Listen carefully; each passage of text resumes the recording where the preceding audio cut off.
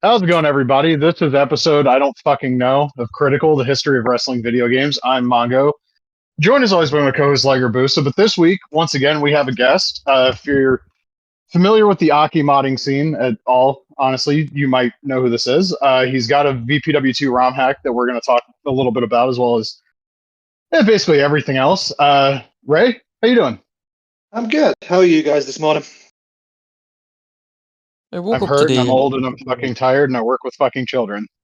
Yeah, I was so tired when I woke up today. I woke up early because of my cat, and I woke up and I picked up my phone to check what time it was, and I'm like browsing on my phone but with my eyes closed, and all of a sudden I hear like the message from work when you call in, and I was like, "Huh?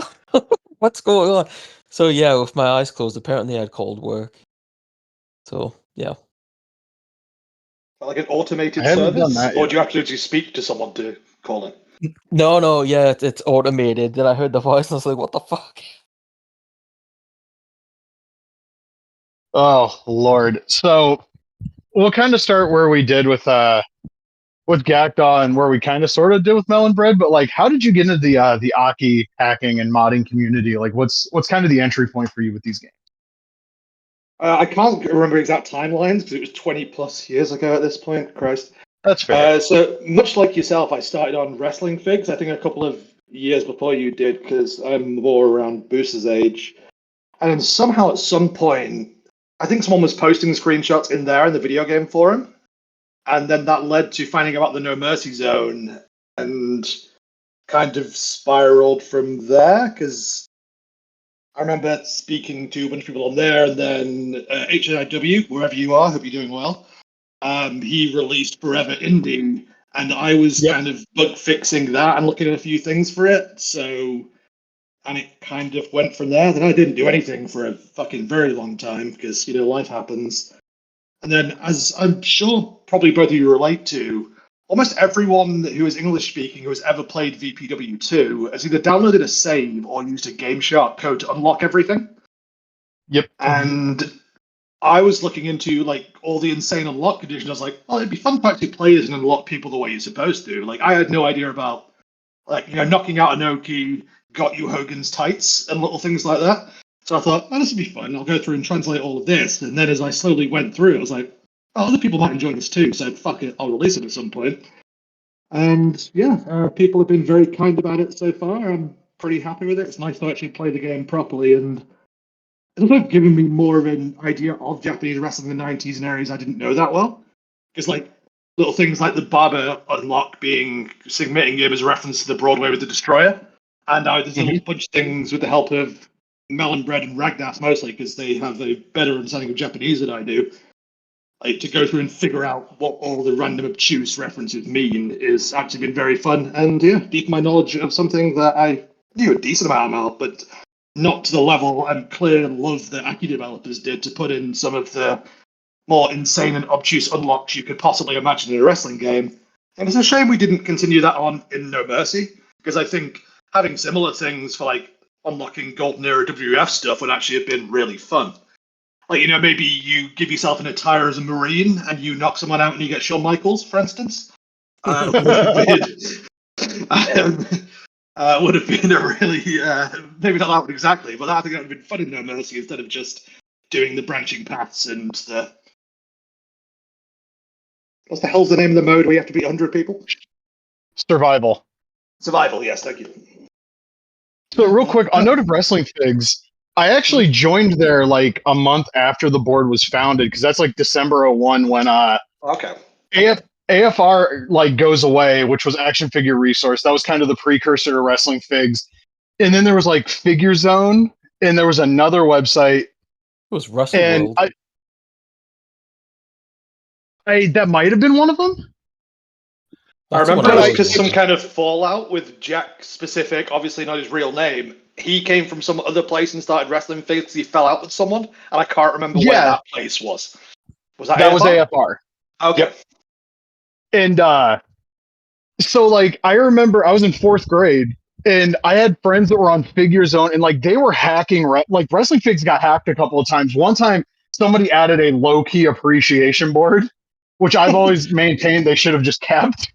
I was gonna say I'm not seeing the problem.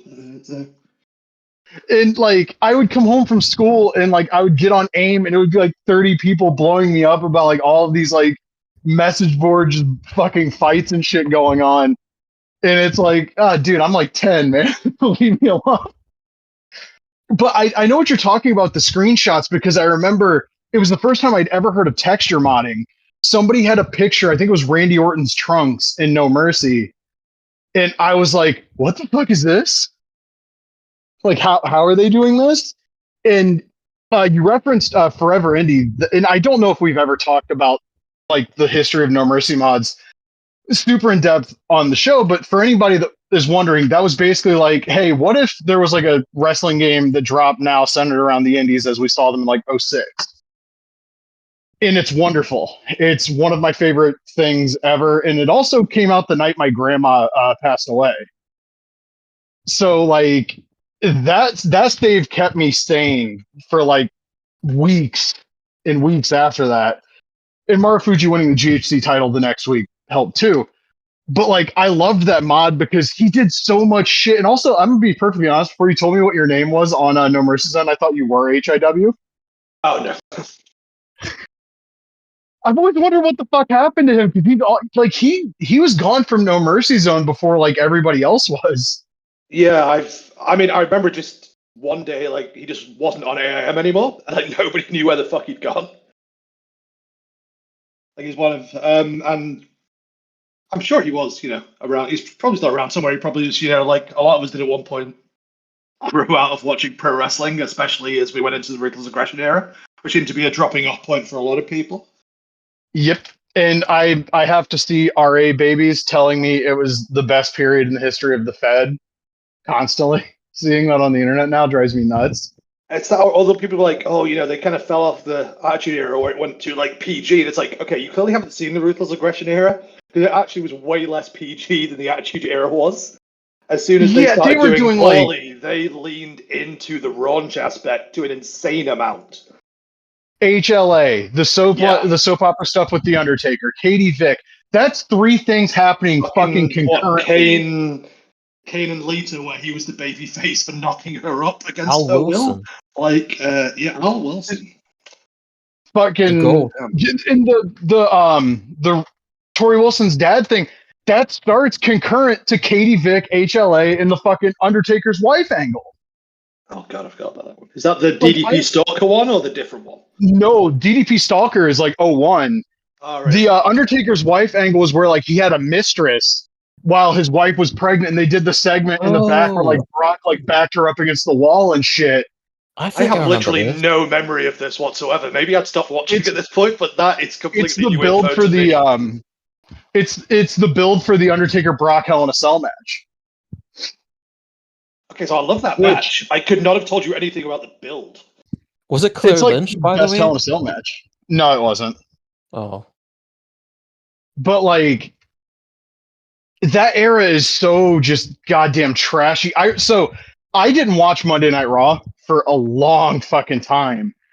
And I happened to tune in the night of the Triple H as Kane in the funeral home with Katie Vick thing. God. And so did my 5th grade homeroom teacher. Because I talked about wrestling all the time. Check. I'm assuming in different locations. You weren't just like having a watch party. No. She calls me up to her desk the next day. And she's like, hey, so I turned on wrestling and I'm like, listen, I only watch wrestling on Thursdays. I don't know what happens on that Monday show. Incredible. Like I did not like. Like, I'm just gonna bullshit it here and pretend I didn't see what I saw because I don't want to have to justify this.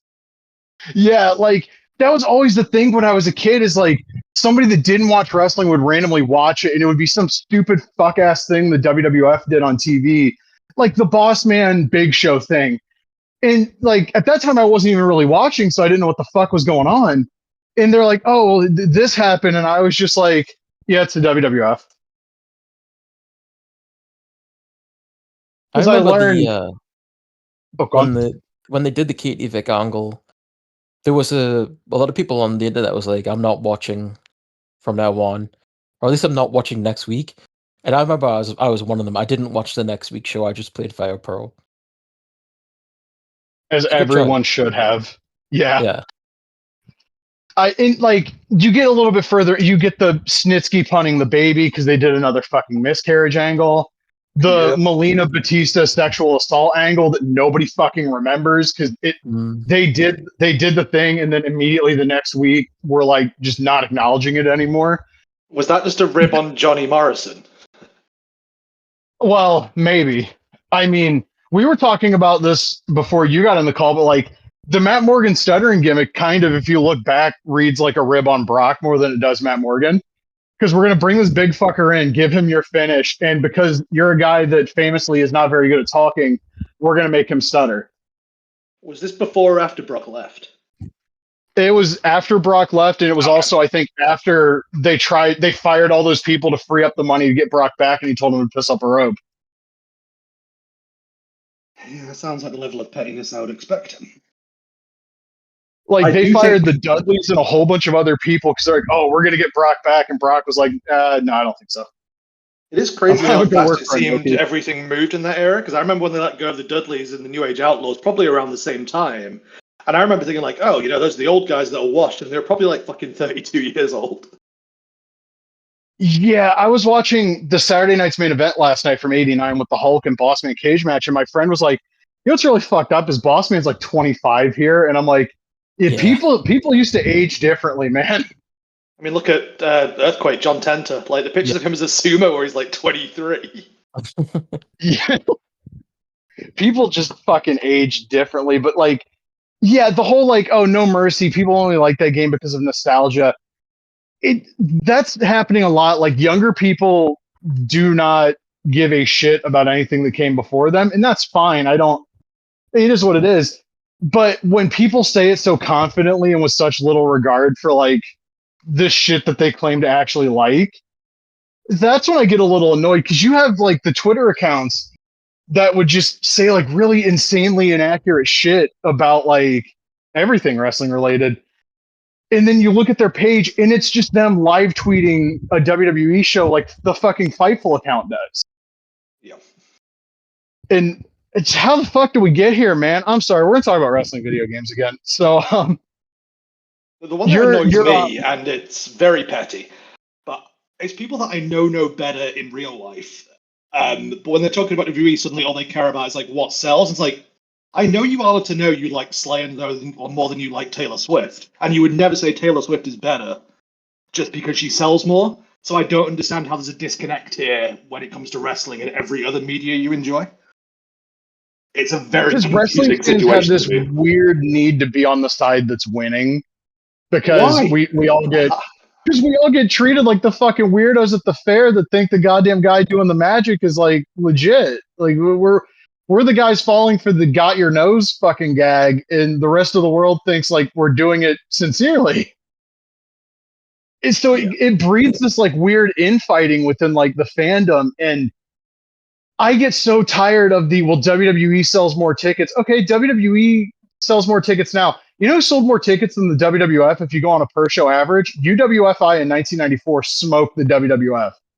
Oh, there's also a crap load of what is very clearly thinly veiled racism where that doesn't count because it's Japanese. Yeah.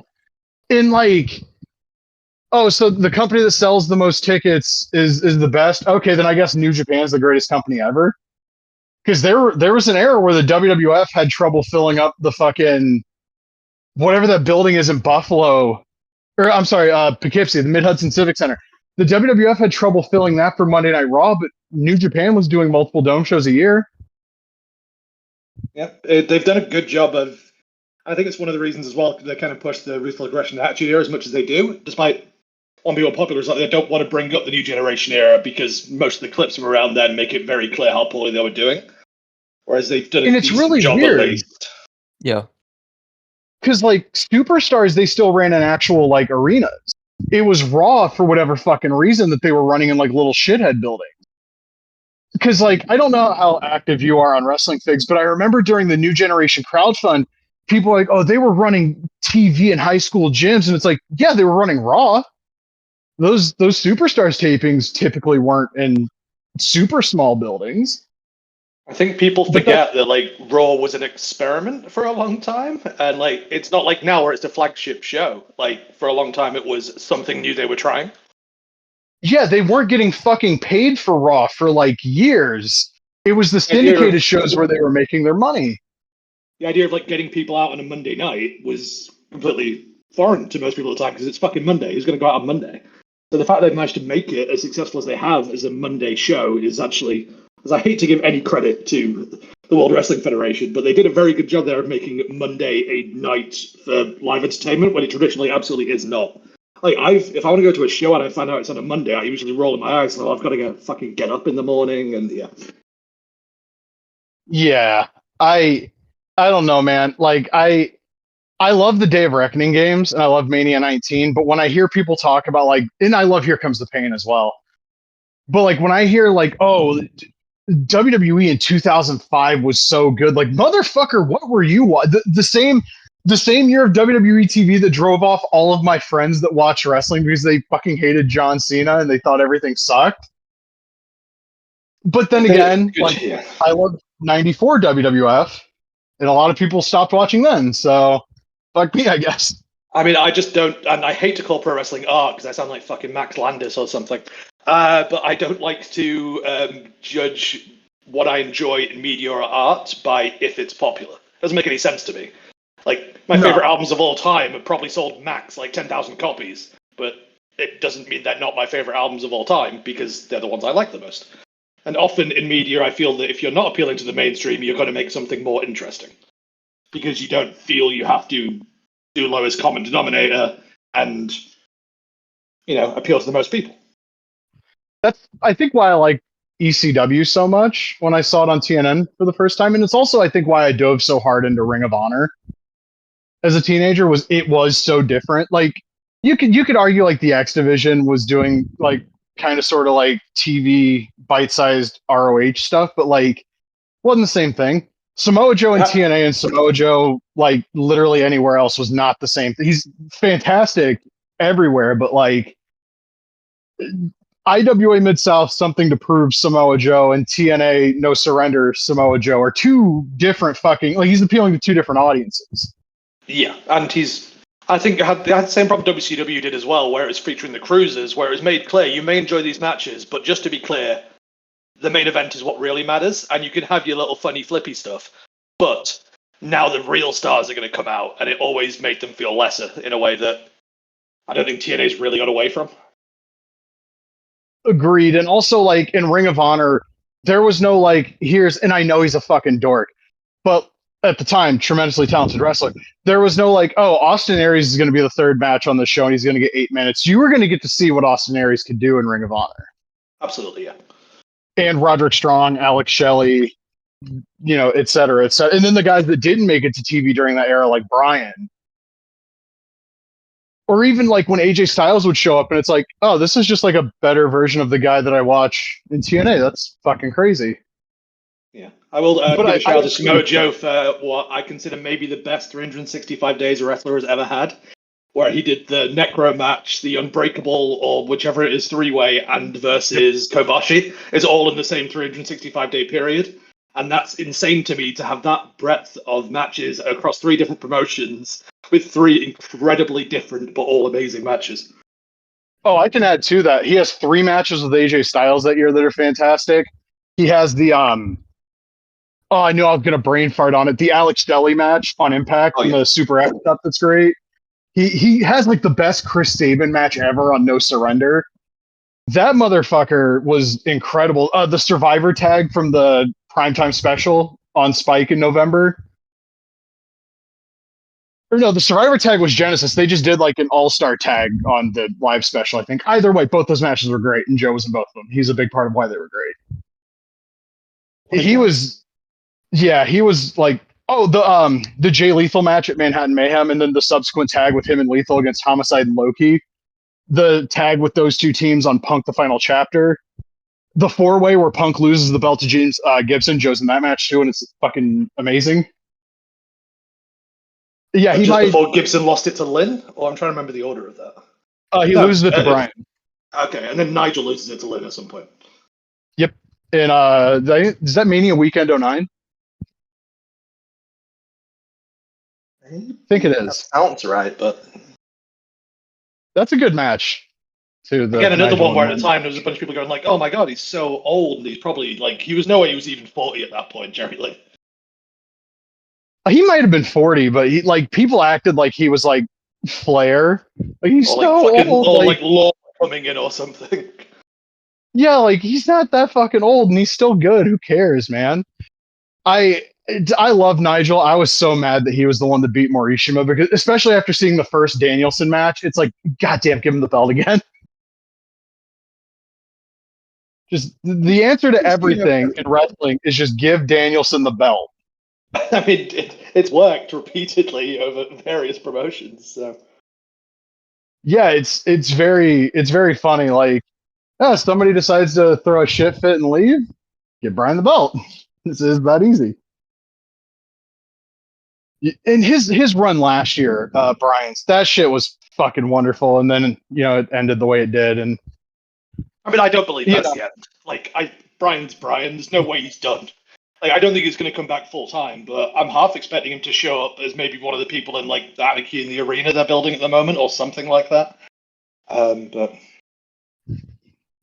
maybe I I don't assume know, he's going but to be all in some capacity. Like, I don't believe they would have him off the show. I don't know how they're going to do it. yeah, and I'm real sad. I'm fucking missing that too. I'm like legitimately heartbroken. I said it to my friend last night because he was the one I was playing a go with.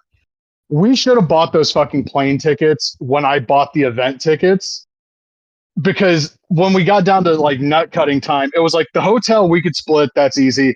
Starcast tickets are going to be a bitch. If we go to like one of the TVs, we started adding it up, and the plane tickets were the difference between it being like maybe $800-900 a piece in the last 3 months to like, oh fuck yeah, there's no way we're going to be able to pull this off. Yeah. I'm And sorry to hear that. We at least have the benefit that we can just drive, so we don't have to worry about the plane aspect. So. yeah, I wish I could have made that work. But you have a ROM hack for Virtual Pro Wrestling too, That is and correct. it's really cool. I like it because it's basically a translation. You described it, I want to say on Discord, as like, what would it have been like if it got released here and somehow they also got all the licenses, which like all the guys have correct attires and everything. What made you want to go with this? I mean, you explained sort of the translation aspect of it, but what made you go full bore with like giving everybody the correct attires and such? The main logic is that otherwise people I feel are probably just going to go and get a save file that has attires already, and purely from because I Yeah. work in tech to begin with, I didn't want to be on the hook for troubleshooting other people's saves, and if they look wrong or the names are off. So my idea is that you can just boot the ROM and then everything is correct by default without you having to actually change anything yourself or find a save or do any of that. And little things as well, like when you have the little unlock screens when you unlock people, the idea of them being in the correct attire and like it giving you a little message about them, I feel is a lot more immersive than just, here's Abby with a fucking eye patch and shit. And you then have to recostume him, and you're then relying on people to know what these people should look like. I did kind of think about it for a while because there are certain attires that you don't get until you unlock them. To use the example, like Terry Funk, you don't get Terry's like 90s FMW ECW gear until you have 10 exhibition matches as Terry Funk. So I was trying to decide if I wanted to write on people to unlock those or actually have them in by default, and I just have them in by default. They're part of the attire. So if you go in and try and edit those people, if you go away from that attire, you can't actually get back to it until you unlock it. It's hard coded in that it's their attire, but like if you change it, it disappears and you have to unlock it properly. And the main reason is like Ultimo. You don't get Ultimo's shoulder pads until you have 3 matches as Ultimo, and there's no real way to make Ultimo look like Ultimo without those pads. So I'd have to have had him looking slightly wrong, and at that point, I figured I may as well just do everyone quote unquote correctly. Yeah, that makes sense. I Did you keep everyone the face and like the front hair as the same number? Mostly yes. There's a couple I didn't, just for like so different versions of people. Like Terry, for instance, like he's got different front hair if he's like Dory tagging All Japan Terry or if he's 90s Terry. Same with Onita, whereas like 80s All Japan Onita has different hair than FMW Onita. But they're mostly all kept the same, apart from ones where they have different looks. And Muta as well, I changed. So he had short hair for like late 80s, early 90s, red Muta, and as opposed to say like the late 90s one where he's moved to the black tights and different designs and what have you. Yeah, I mean, people have done that since the game came out. It makes sense. I'm sure that's what Aki intended. But like, I would go back and watch some like matches from like '99, and I'd be like, that doesn't seem to fit, what they actually looked like at the time. So I'd sort of change that stuff because that's something I was doing as well a few months ago. Was like watching matches from that period and trying to get the attires as close as possible. And there's definitely some that are specifically in older tires. Yeah. Like Terry Funk, for instance, his unlock is as a tag team with Dory, so he's not supposed to look contemporary as his first attire. Right. Yeah. So he's supposed to look like 80s tag or 70s tag Terry, and there's a few others like that as well who are in certain eras of how they look and what have you. Like I'll use Hickson, for instance. Like he was bald at this point, like in the first Pride match against Takada, but he's not bald in the game by default. He's got like his 5 years prior Valley Tudo look. Yeah. So there's definitely choices from the developers that they were doing specific eras for guys that weren't as present around then. Mm-hmm. And some may just be for copyright reasons. I was thinking about like, what's the right hair for Kazuo Yamazaki? Like, do I go with the shaved head? Do I go with like the balding in the front? Do I even go with Hawk's hair? Like, which one should I go with? Because he was always the beauty of having 4 attires, which I appreciate. So you can do different eras or different looks. Yeah. Which again is something that is kind of crazy. Still isn't really in games even to this day properly. Yeah, the fact you can't go in, and the fact you have every attire piece and can swap it onto everyone is, I think, a wildly underrated part of the Virtual Pro Series. Oh, absolutely, yeah. Like I don't think it's ever made a comeback. Like I don't think I could go into 2K25. I don't own it, and like change Punk and put him in like Brian's tights or whatever, or whoever's in. Like you can make slight changes, right, or download new creations, but you can't go in and change the existing guys. No, I mean, you can put them in other people's tights, but no, you can't make any changes to like the hair or like the facial hair or anything without using like, PC mods or whatever. Right, yeah. Because all that stuff's like baked into the model. Yeah. Like I remember having Revenge, and I would update everyone's Wolfpack or NWO shirts based on who was in what faction that week, and little things like that added a lot of immersion. And there's some more playing time to the game, so I felt I was up to date with what was happening weekly. And as we all know, weekly at that point, things changed fucking massively as to who was in which faction week to week. Yeah, I always appreciated that in Thunder. Thunder, but the thing I didn't like about Thunder is that you would change them to a different faction and you'd expect it to look how they looked on TV, but then change the shirt, attire, right? Yeah, and then the attire would be like something completely different as to what they actually wore. I think Sting, they changed his singlet to, fully red and black instead of just black with a little bit of red in it. You know what I mean? Like, does he have that in Thunder? I know that like that's in Mayhem. Yeah, I completely forgot about that being in. Could have sworn it was in Thunder. Maybe it wasn't that one, but there was other cases of that where I changed someone to a different faction. I'd be like, just doesn't look right. But I guess they were doing their best. They had to figure out what someone might wear if they changed factions.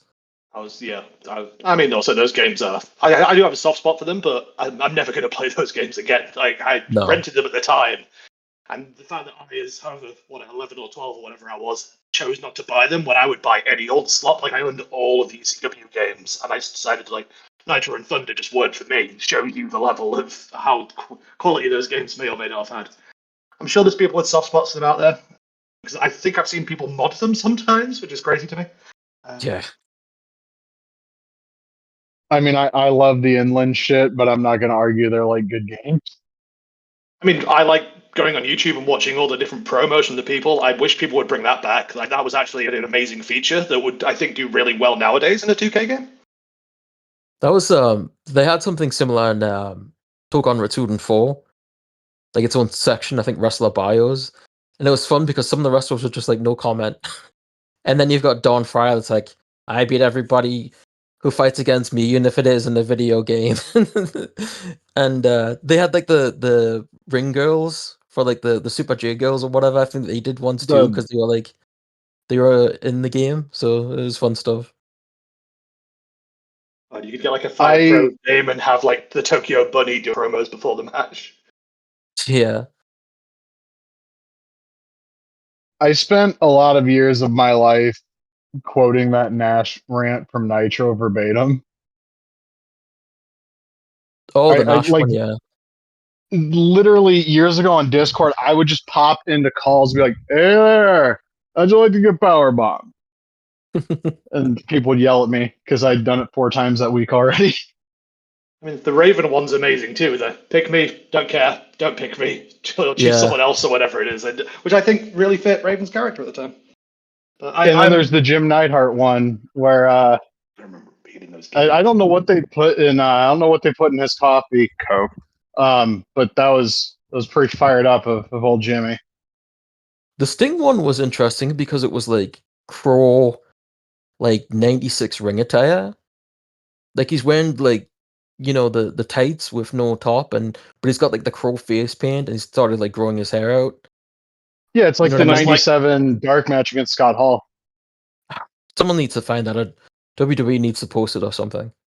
Yeah, I mean, I assume they won't at the moment just because of the spite over him not doing the Luger induction.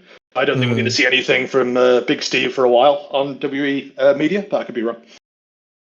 I mean, he signed like a Legends deal with AEW, so They still sometimes put maybe stuff on the WCW channel though with Sting in it. yeah. Like they put up the match with him and Dally from the April 26, 99 Nitro. If you're listening to this and you've never seen it, that's the best match that ever happened on Nitro. That's the I would That's a strong claim. no, that match is incredible. That's a Death Drop reversal, right, from the Diamond Cutter? Yep. Yeah. I mean, that match does rule, but I'm trying to think if I could put it over like Liger Pillman or other stuff. I know those are kind of different eras of Nitro, but That Liger Pillman match isn't that great. Like it's good, but it's not like the '92 match. well, no, was that before or after? No, Pillman hadn't had his car crash yet, had he? No, at that point. No, he hadn't gotten silly with it quite yet. He was just starting to. He still had a thirst for high impact at that point. God, I don't want to make the Humvee crash joke, but yeah, he never lost that thirst for high impact. God, I wasn't even thinking about that. Okay. Oh my god. No, like so like years later, I hadn't played Super Brawl for years, and I heard him pop up and say that, and it was after I'd seen the WWE Pillman doc, and immediately, because I'm like 15 and I'm a shithead, I just start laughing. I'm like, God, yeah, you sure do, buddy. Jesus. CyberSlam 96 is one of my favorite things that has ever happened on television. I will say that. We got way the fuck off track there. You know what? I'm just going to ask your thoughts on random shit. Actually, no, I'm not. So you've been posting teasers of like a VPW2 ROM hack with like the Pride music in the intro, and obviously Fedor is an unlockable. What is this? I'm considering, like, we'll see if I get around to it. I'm working on it slowly but surely. Basically, the idea of if VPW2 existed as an MMA game where like Pride was licensed in the same way All Japan was, but also everyone else was like kind of unlicensed in the way everyone else is. So it includes like everyone in theory from around the world of Shoot, both worked and Shoot around that time. So the idea was that it's a Pride game, but with other people from that era. So you look at like Rings and Pancrase and UWFI and UFC, and the idea is an MMA version of VPW2, but heavily Pride themed, but also not only Pride themed. So I've got to ask this, because I think we've talked about this. Is it possible to do like Kings Road Succession with no tag matches, no tag league? Yes, and also change the rules to martial arts, which I've done all of those already and played through a couple of seasons, and it works. Nice. I still need to mess with things like the unlockables, because right now I might just make people not unlockable, or I might just change how the unlockables work entirely for certain things. Like, without the unlockables, you don't get like Doc and Bam Bam or the Funks for the tag stuff, because there's no tag matches. So obviously none of those four are going to be in the final game anyway. So I need to mess with the unlockables a bit. The base roster will be changed completely, so it wouldn't be those guys anyway. But yeah, it's absolutely possible to change the season mode to do that. So my idea is to have 4 Grand Prix throughout the year instead of the different. Basically, not champion carnival, the singles tournaments will stay the same. So basically, everything becomes a singles tournament with 8 people for the 4 different leagues and tournaments throughout the year. Okay, so it would be really interesting if one of them was you get sent off to Brazil for a Vale Tudo tournament. One's I know UFC wasn't doing the tournaments anymore by this point, but that, and then the fucking whatever the rings mega battle or whatever the fuck their tournament was at that point. That would be really interesting. I don't know how any of this works, obviously, so I don't know if that's just you change the text for the tournament announcement or whatever. Yeah, it would basically be instead of. Although I'm trying to think, because the only actual tournaments in the game are at the fan appreciation days. Everything else is the leagues, so I could probably just change some pointers around to point to different decks. I don't need to have Champion Carnival or World's Strongest Tag Determination League or whatever in the game anymore. So I could just change where that text points to for specific months, and then just call it Vale Tudo or whatever. And I don't know, host it in the Tokyo Dome with Kawasaki. Or Kawasaki, yeah. So this is super interesting to me. Have you hammered out a final roster? The UFC guys are maybe the part I'm most interested in, because that's such a, especially if you're sticking to the 2000 2001 time frame, or 99 2000. Immediately my mind goes to the roster of the UFC game from 2000. So obviously Chuck and Tito are there, Frank Shamrock. The sicko in me wants Andre the Chief Roberts. I don't know how plausible that is for you. It's sort of one way to find out. I've been looking at the Pride stuff mostly so far. Just for convenience, obviously all the Pride guys in the game already will stay there. All the Rings guys and Pancrase game guys will all be there. Tiger Mask will stay because there'll be a Shuto stable. Albright and Vader will stay in the UWFI stable, and there's some others I need to go through. So far I've just been looking at kind of the main ones. I don't think I'm going to stick exactly with the 2000 period, because then I wouldn't get people Rampage or Crocop really, because they hadn't debuted yet, unless I put Crocop in a K1 stable. I need to figure out exact timelines, because Crocop shows up in 01, so does Rampage. Yeah, so that technically would after have been the original release, but yeah, I probably will just shift it by a couple of years. And in theory, Fedor would be in Rings at that point, not Pride, but I'll figure that out. Well, also, in theory, if they did release a virtual pro MMA game during this era, it probably wouldn't have come out until 01 anyway. Oh yeah, it probably would have been after No Mercy, yeah. And also, a quick question: is Sakuraba going to have the double wrist lock? Because that's not in any of these games. Yeah, I was looking into that the other day because I kind of want to give him this current unlock we do with Barber to get the Destroyer mask, but change it so if you beat Hoist Gracie, you get Hickson, or you get, I don't know, Hoyler or someone. So I want to do that unlock with him, so if he taps out a specific person, that gets you someone from the Gracie family. I don't know exactly who yet, but so I feel like it does have. It's always been weird to me that it's not in there as a move. I kind of want to put in the Gi one from King of Colosseum 2 as well, where he's messing with Hoist. But I don't know how feasible that will be. You know what would be an interesting one if you subbed somebody with Sakuraba and it unlocked Billy Robinson? I mean, yeah. I was looking, I was trying to think of how far back. I feel in theory, Gotch, Robinson, and Thez should be in there as unlockables. I'm just trying to think of exactly how to unlock them. I'm trying to think of how far back to go. People like Inoki will obviously stay in, but I'm trying to think of how far back to go with the history of shoot stuff. But those 3 feel like they should be in there because they feel none of this happens without any of them. Yeah, especially Gotch and Billy. Yeah. Yeah, so that's super interesting. I saw that the Abdullah unlock condition was. I mean, also feels important. I think just because he owned the Gracie family. Like, no, that's who you should have. If you sub one of the Gracies with Sakuraba, you should get Masahiko Kimura. Yeah, that's what I'm like. There's a bunch of ones I'm thinking through. So yeah, I think that's probably a good way of doing it. Yeah, and also he could have the idea. double wrist lock too, because it's named after him in Jiu-Jitsu. So Gotta have Yoji Anjo in there somewhere to fight the Gracies and get bloodied up. I did consider him for the blood unlock. Like if I don't know if, but he'd be the one bleeding, not the other way around. Allegedly, none of us have ever seen the footage. I can also consider the blood unlock the UFC just lead guy, but I thought that's getting a bit of juice for no fucking reason. So didn't Senator Phillips make him as like a workshop edit for Fire Pro World? it would not surprise me. I think anyone isn't in Fire Pro World now. Let's Google it. Yeah, because I think I had him downloaded at one point. It was, I think his name was like Just Bleed Guy.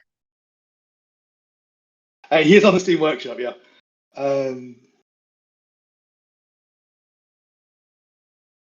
was the guy in UFC? It was like, we have a saying back home. If you're gonna get it done, or something like that. Do you know who I'm talking about? Like the mullet guy? Harold Howard! Yeah, Harold Howard, UFC 3. Yeah, so my friend and I, when we were watching UFC 3 last year, we looked him up on Wikipedia.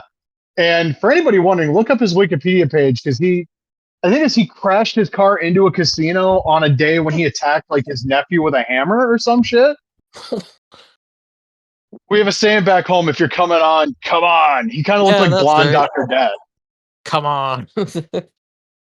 Canadian hero, Harold Howard. And he was on Twitter at one point because we found his Twitter page and he was like still talking like MMA and shit with people. And like he made a post about like somebody getting him confused with like Waylon Mercy or some shit. Maybe it was a parody account, but the guy tweeted like an alcoholic that might have crashed a truck into a casino. So fuck, I don't know.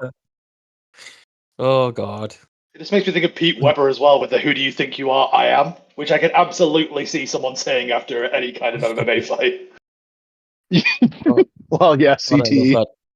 Early UFC so good. Yeah, dude, Emmanuel Yarborough, there's not a body type big enough for him, but that would be a really interesting one. But you're also like, how far back do you go? He does have a fight in Pride. I think he has two, because I think he fights Minoaman later. There's also a shitload of roster spots in VPW too, so I'm definitely going to end up getting pretty obscure at certain points. There's like, I'm just trying to think of like how they would have, because like you look at how they did with VPW 2, where like the legends are very much like 80s and early to mid 90s guys for the most part.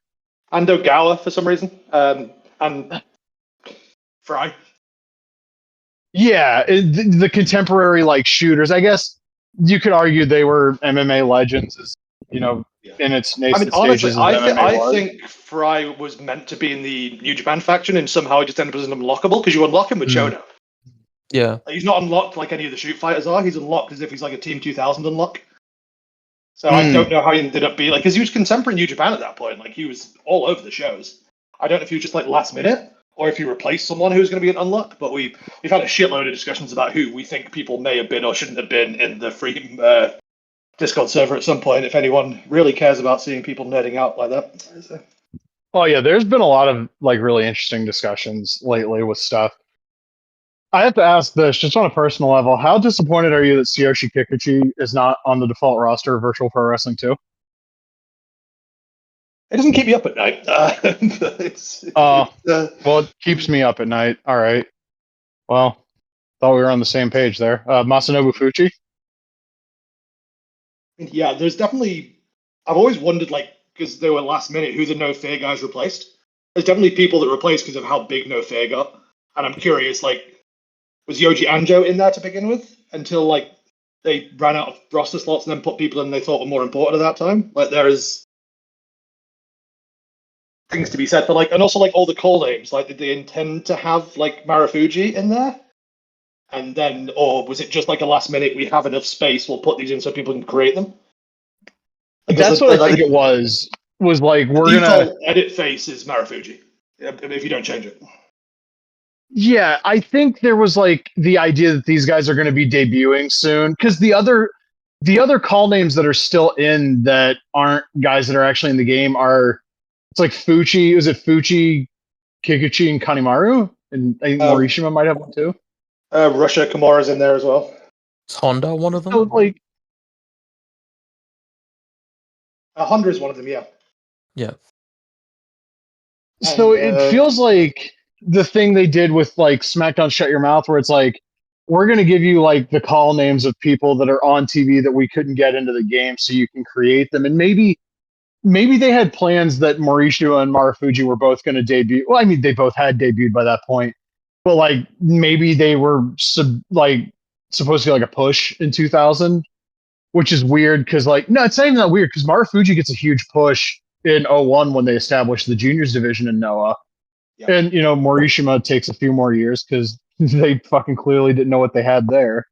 there's a question And- of, does Marufuji get that push if Noah doesn't happen? Like, would he have just like languished as a junior, almost like Kikuchi in All Japan Pro Wrestling, if the split never happened? Almost certainly. Yeah, same with Kenta, I imagine.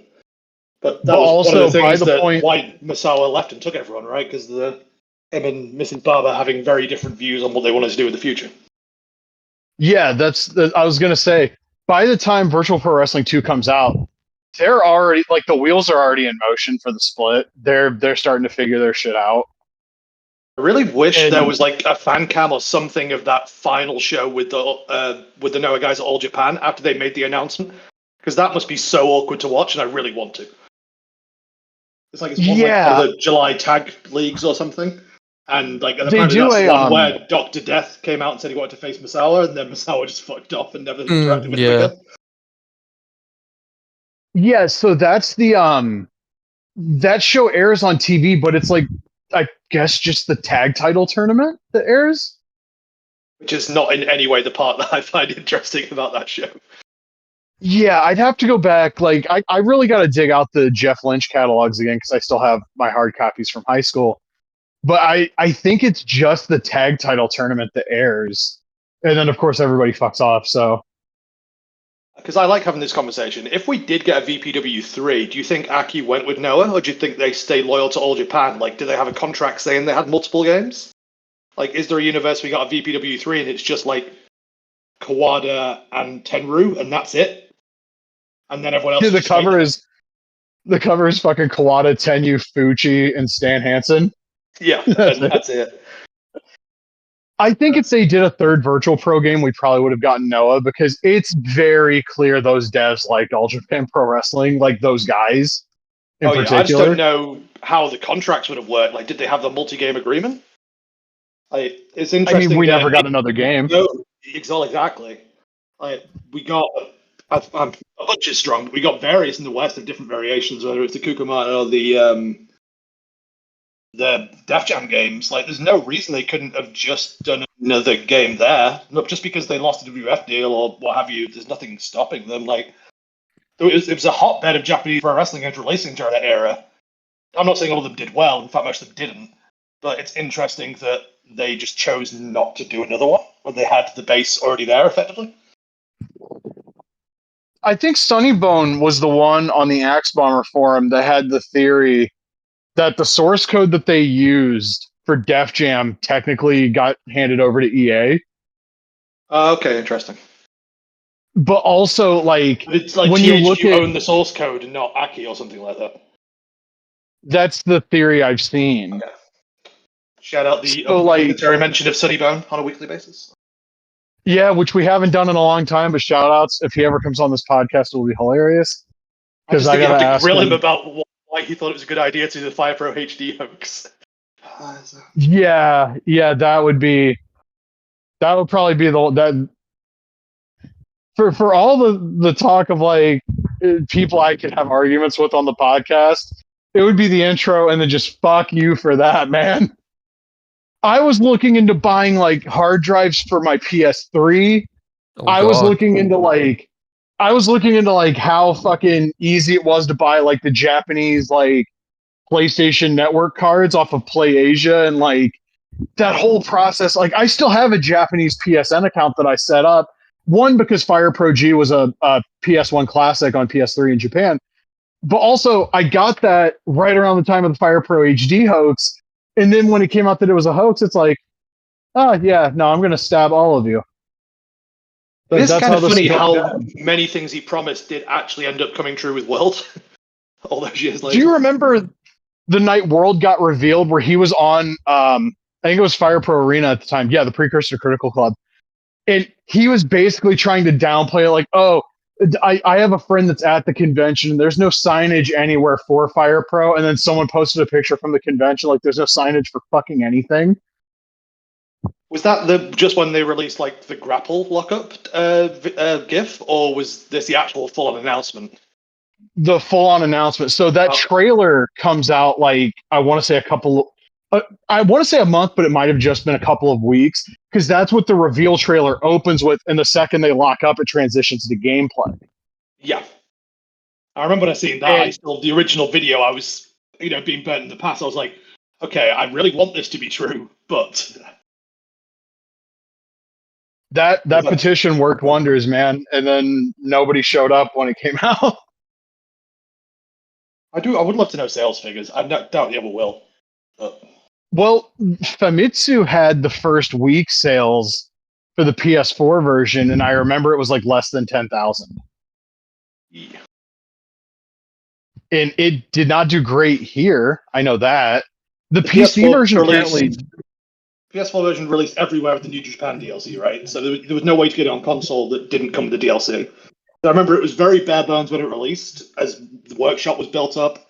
Like, all you could do was like go through and do the unlockables. Obviously, all you can do. Obviously, you could create stuff, what have you. But I've never played it on console. I don't know how good the download system is compared to the workshop. Like, it's workshop a clusterfuck. Godsend. Okay. Yeah, I always hated it.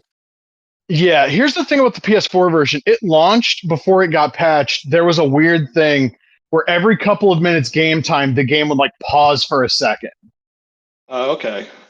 And I remember Sunny Bone shoutouts kind of like downplayed it on Twitter. And I was like, no, dude, this is like an actual problem. Because remember, the Japanese release predates the North American release by like 3 weeks. Yeah. Comes out August, I think, 7th or August 9th, one of those days in Japan, and it was the 28th here in the US.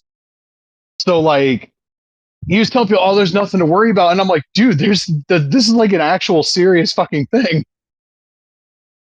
And he unfollowed me because, maybe not because of this, but he unfollowed me after this.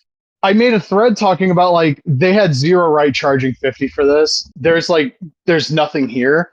And if you looked on Amazon Japan at the time, that was every one of the reviews. Like, this game has less than the Super Famicom games. And I think fairly or unfairly as well, people expect to pay less for a 2D game. There's that too. But like, when I saw the $50 price point, I was like, oh, they're dead. They are dead. Because $29.99 or $39.99, I think people could have reconciled. But at that point, the base game is $10 less than the new WWE game, which is in no way, shape, or form going to be anywhere near as good. But you get like 5 times the content. Yeah. So even if the game sucks, there's still like way, way more shit to do. But then also when World was coming out, that was the stupid time period of like, well, they should add an elimination chamber. They should add ladder matches. And I'm like, the fucking regular weapons don't work in these fucking games. You want them to put a ladder in there? Well, they could just put the ladder in the middle of the ring. Oh yeah, that's going to fucking fix things, isn't it? Jesus Christ. And like, the elimination chamber, do you actually think anybody, like, the target audience for this game, let's be honest, is Japan. Do you think anybody over there gives a fuck about that match? Yeah. I'm American and I don't give a fuck about that match. I think only Chris Jericho does. Was that his invention as well? Or was that Money in the Bank? That was Money in the Bank. Although I'm sure Jericho would love to take credit for the chamber too. There's a lot of people who only know the Fire Pro game because of those fucking Super Nintendo gifts. We have all the crazy ladders and cages and stuff. And I remember the amount of people who ended up playing a Fire Pro game was like, but where's all the cool stuff I was showed in the video? It's like, oh yeah, sorry, that's just people messing around with pixel art. I love those Fire Pro animations. One of my friends from Wrestling Figs, he like took requests, and I was like, "Do you do like Rhino goring somebody off of like a roof or some shit?" He did it. God bless him. It took him like 2.5 months, but he did it. Anyone ever do the fucking Zandig and Sick Nick Mondo spot of jumping off the top of the building through the truck? I'm sure someone must. I'm sure somebody had to have done that. That feels like something that's so insane that you couldn't possibly have had like at least one person that didn't try to make it. Yeah. What a moment that was. God bless LimeWire. Yeah. I mean, I couldn't tell you. I'm not sure I've ever seen that full match, but I have seen clips of it a million times. I think I have a best of Nick Mondo that Smart Mark Video put out, so there's like a pretty high degree of likelihood I've seen it, maybe. I know I have 2 of their Necro Butcher comps, one of which has the Joe match shot from like the side of the building facing the area where they did the little exploder off. Jesus. Right. So it's like you're sitting in the crowd watching that, like you're looking right at it as it happens, and it's like, Jesus Christ, man. Yeah, that just thinking about. I mean, I love that match more than most things, but that bump alone is insane. I love that match more than I love basically my entire family, with like maybe 3 exceptions. I think that's reasonable. Yeah. I mean, it does, make you think at times, would Necro Butcher be the man he is now if he hadn't done that stuff? But also, Necro Butcher is probably always the man he is now, otherwise he wouldn't have done that stuff to begin with. So. Yeah. Yeah, honestly, when I see the stuff about him being the MAGA Butcher, it's just like, he's got a lot of brain damage. Yeah, it's... Not to be dismissive, but like, he smoked a lot of weed and got dumped on his fucking head a bunch. And he was also friends with Zandig. Yeah. Much I love CZW, I get the feeling that I probably would not have any polite political conversations with anyone that's ever worked there. Except maybe like Janela or like someone. There'll be things I disagree with, but I think he's at least seems more on the level than most. And obviously, like, Effie annoys me at times, but I'm sure Effie and I agree on most things as far as politics go. So. I don't know about Janela, because there was the thing years ago where he was trying to contact a prominent wrestling writer to do a rehab piece on Schlack. Oh, fuck, yeah, Christ. They still book him to this day, right? Actually, I don't know. I just remember when Schlack was the main character of wrestling Twitter, because like Crispy Lettuce and a couple other accounts were like, look at this fucking guy. Oh, he's so cool. And I took one look at him and I was like, oh, I bet you I can tell you some things about this guy. I was just makes me think. I don't know if either of you watch Always Sunny in Philadelphia. I've seen a couple episodes. There's the scene where Dennis accuses Mac of only working out his glamour muscles, and every time I see Schlack, that's all I can think about. You know that man has no functional strength. He's just roided up the parts that he thinks make him look cool. Yeah. Yeah. I remember like the whole fucking, like, I go to bed, everybody on Twitter loves him, and then I wake up and it's like, aha, somebody figured it out. He's a neo-Nazi. Yeah. And like the picture of him with the dude doing the salute, and on the Fire Pro Club Discord, somebody like, oh, they just wave in. And I lost my shit on that Discord server and fucking left because goddamn.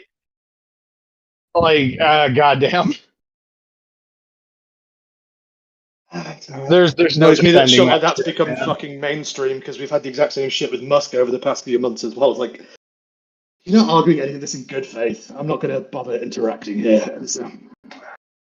Yeah, I know people that have tried to defend Schlack to me.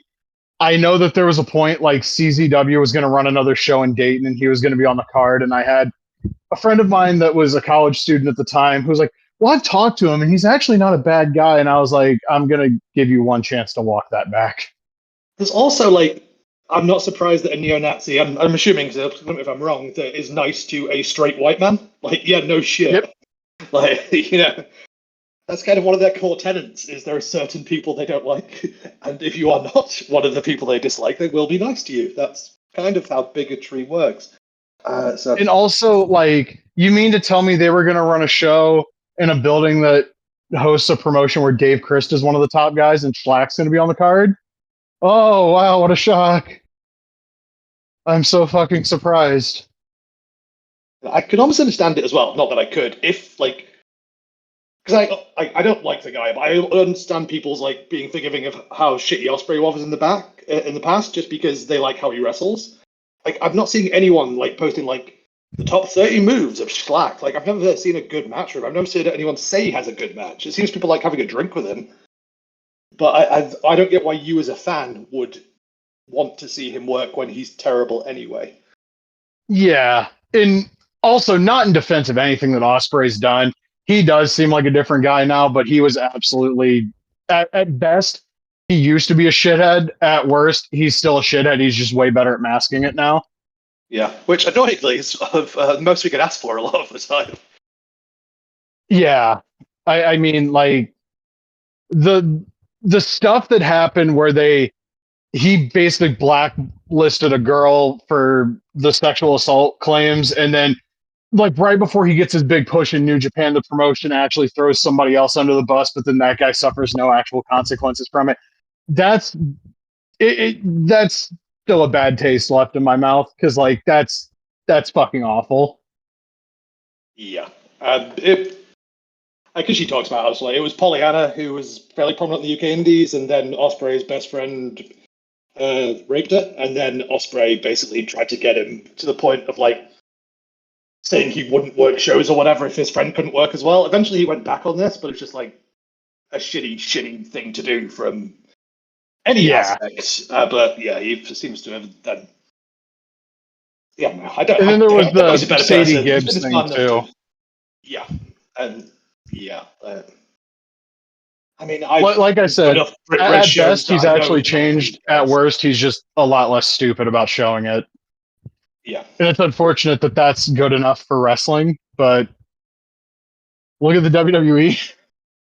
I didn't like as well, like some of his fans being like, "Oh, I'm autistic." It's like, yeah, I'm fucking autistic. I'm not going around defending rapists, dude. It does not work that way. Like, you don't get to like, yeah, no, it does not work that way. That's pro wrestling. Scummy business. And then like all of the people trying to evoke Hana Kimura to escape like criticism. Yeah, like Eric Stevens did it, Joey Ryan did it, Osprey's done it. Actually, Eric Stevens doing it was like the thing that pissed me off the most, because he ended up deleting his tweets and then acting like I made the whole fucking thing up because well, you don't have receipts. That in itself is an admission of guilt, bud. There was something someone posted the other day. There was a tweet going around saying like, "What ifs in wrestling?" And someone said, it was like, "What if like Bushiroad hadn't forced like Hana Kimura to go on that show?" Just like that's fucked up. It's like one thing to be like, in this wrestling promotion, what if this happened? What if this happened? But like when you're talking about, well, what if someone lived or died? It's just like that'd be like, I mean, people do it too. It's like, oh, what if Owen didn't do that stunt that night? It's like, we kind of mean like, what if Goldberg signed WF in '98? Like, let's keep this a little lighthearted, guys. Like, we're not talking about like what if Ricky Dozen wasn't stabbed with a piss knife? Like, there's certain things that just let's just leave those ones alone. Yeah.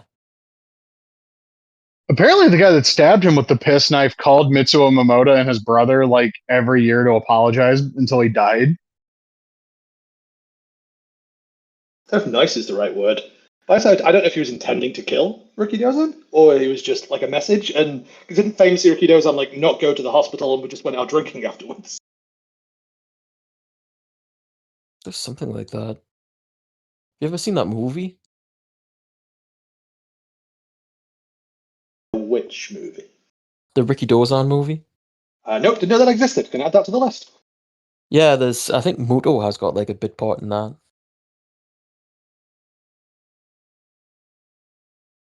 I had no idea. All right, I'll add that. Yep. Did we lose Mongo, by the way? No, I'm sorry. I saw like a weird thing. Like I just got a notification of like a weird charge on my account, and I don't know. Uh-oh. I'll be the UPW Patreon. I assure you, I would not. Given the apparent lack of content they're posting, I wouldn't. I wouldn't entertain that idea at this point. With all You due know what I'm respect to signed up everybody for involved is before. Randy's one to get access to the Discord, because then you get like preview bills and stuff, and that's absolutely worth the $9 whatever a month I pay for it. So I think I'm doing the 5 on that one because I was like, I want to support, but I don't.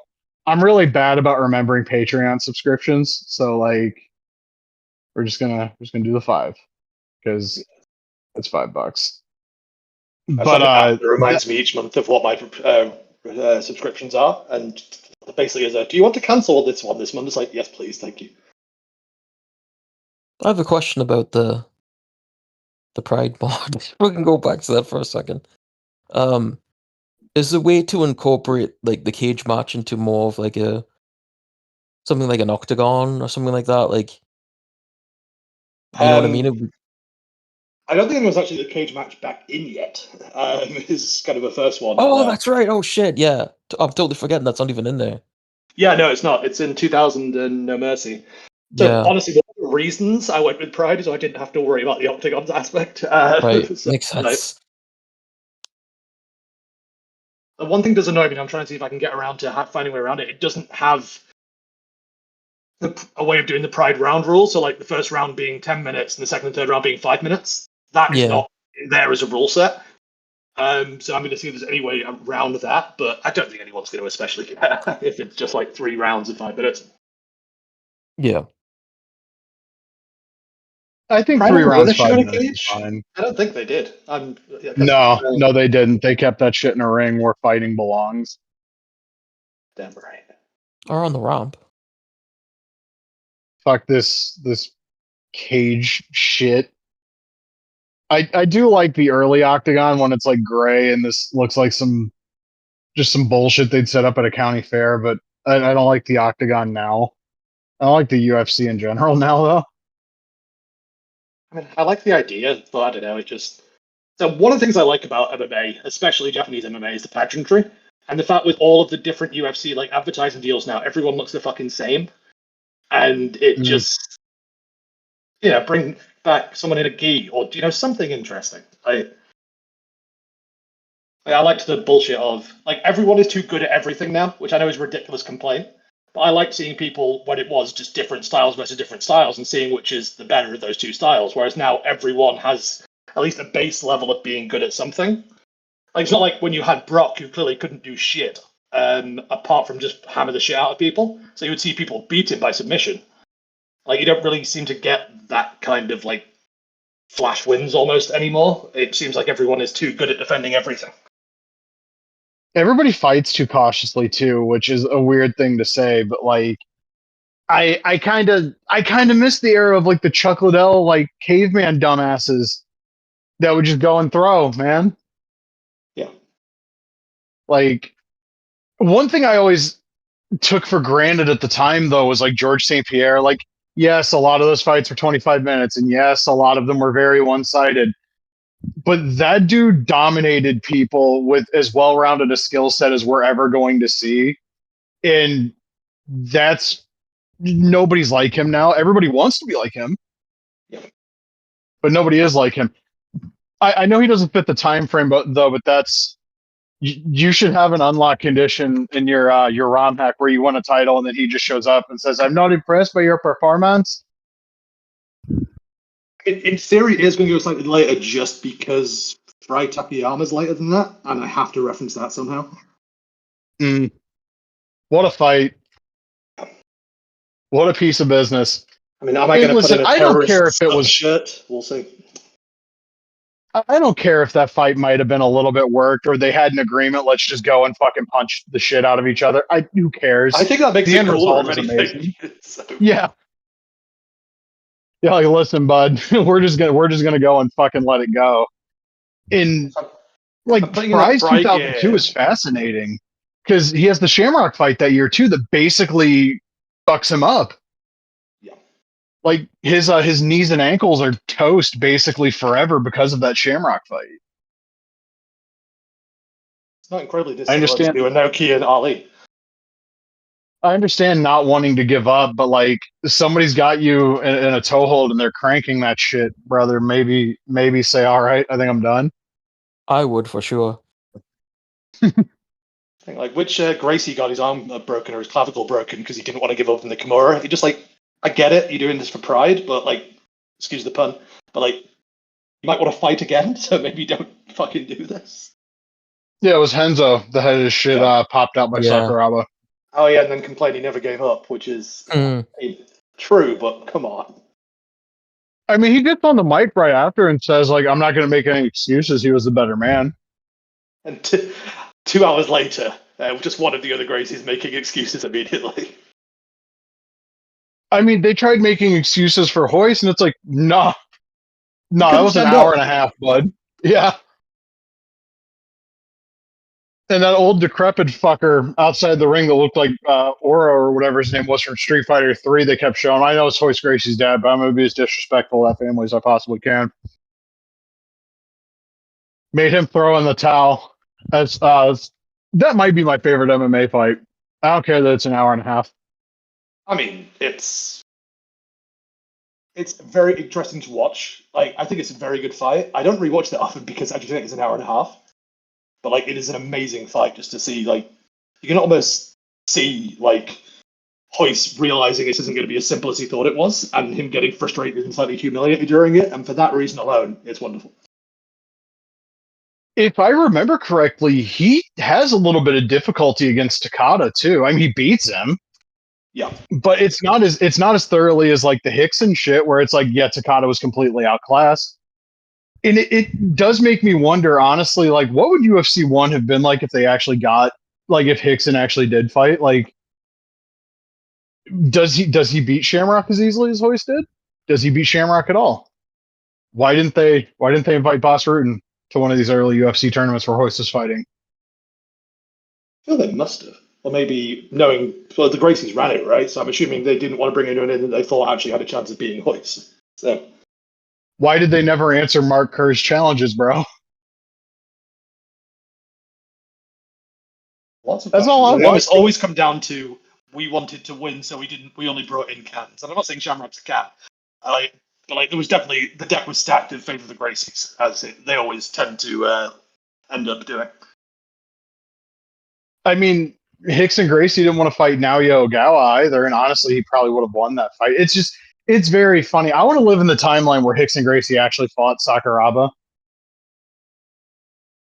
Yeah, I mean, I honestly don't know how that would have went. It would have been interesting. I understand why it didn't happen. You know, rest in peace, his son. But Hickson did seem to be very good at only choosing fights where, again, he felt like he was going to win. Like you saw what he did to his brother, so there was a good chance he was like, "Yeah, I'm probably not going to do this one." Like, he took the I'm fights going to because he fight didn't wash respect ass Takada as a Masakatsu fighter. Funaki. Yeah. Yeah. Well, he thought Takada was the fucking, or he thought Anjo was Takada, which is why he beat the. And also, let's be perfectly clear about this. There are people that have claimed they've seen the footage. Anjo had to go in by himself. Hickson had all of his fucking students in there. Yeah. I'm just saying. It's entirely possible he really did that shit to Anjo by himself. Absolutely. But I mean, also, definitely by yourself is an interesting one when there's 20 people surrounding you. So, yeah. I mean, Anjo clearly had more balls than anybody in UWFI at that point. He walked into that shit by himself. But then who was filming? That's my question. Why have we not seen the footage? I always heard it was one of the Gracie students. Because Maybe. they made the Japanese press stay outside. I also like it's fucking insane the idea, even to this day, that they flew over a plane full of people just to see if he was going to find this guy's dojo. Like the idea of that happening nowadays, it's not like somebody having an iPhone. Like they set this up with the idea that actual press was there. Like that's Yeah. I understand how big UWFI was at the time, but my god, the thought of that now is insane. And the closest you probably have is fucking when McGregor started throwing shit at the bus. And even then, that was at an event where people were already filming. It's not like he brought his own crew to film it. Yeah, and how did that work out for him in the end? Well, apparently he's going to be the next Prime Minister of Ireland, so we'll see. Oh, yeah. Yeah, I meant specifically with the fight, but yeah, Oh, yeah, no, yeah. That match ruled. I mean, maybe not a quality level, just seeing him lose was wonderful. So.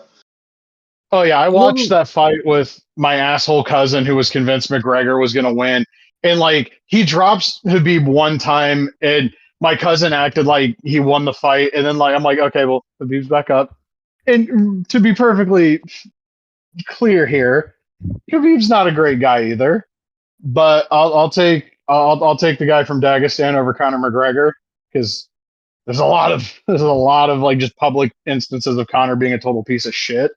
Yep. You know who they should have sent to the Gracie Dojo? Gary Albright. Well, close. They should have sent Vader drunk off his ass wearing the Mastodon helmet. Can you imagine? I'm just trying to think of trying to get that through customs. I imagine he had to have a checked bag every time. Can you imagine him just like bursting through the door with the helmet on and the Gracies are all standing there in their geese? Oh, it would have been great. I advocate for sending Gary Albright because he's That'd be 380 pounds and he would have thrown Hickson.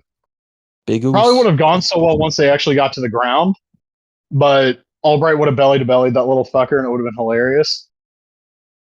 I feel like kind of would be like Lesnar versus Murr. I remember, so when Brock was on top in the UFC, I remember a Hickson Gracie interview where he said like nobody in the UFC had good jiu-jitsu and he would beat them all. And I was like, you're old and you're like 160 pounds. I don't care how good you think you are at the jiu-jitsu, buddy. Brock weighs 130 pounds more than you. Yeah, he still does that shit to this day, like saying that if you like go on his Wikipedia, there's various things of like nobody here could hold a candle to any of us and nobody has a good game or anything. And it's like, well, fucking prove it. Yeah, I mean, nobody can hold a candle to us. Matt Hughes beat the shit. Another guy, legendary piece of shit. He beat the shit out of Hoyce. And I remember watching the Matt Hughes documentary they did where he's like, yeah, after the fight, Hoyce claimed that Gracie Jiu-Jitsu beat him. And I said, no, American Wrestling did. Fuck the Gracies. I don't feel like I say that enough on the show. I do like the Wikipedia page. Half of it is just like Silver responding to all of his stuff going, now get fucked, and issuing a new challenge which Hickson never replies to. One delay to confirm, not Anderson. Yeah, it's very easy to claim this stuff while not actually fighting anymore. Yeah, fuck the Gracies. Oh, and yeah, I'm saying that he didn't think Fedor was anything special. It's like, come on. Yeah. Fedor's a complicated one because I'm a huge fan of him. And he looked like that Fedor when he fought Arlovsky and Tim Sylvia. But I watched that show where Bigfoot Silva beat the shit out of him. Yeah. And I was like, hold the fuck on. Also, the fact Bigfoot Silva kind of looked like Brazilian Giant Baba, that probably made the whole situation a little weirder to me even at the time. But it was like, all conventional wisdom tells you Fedor should have dusted this guy.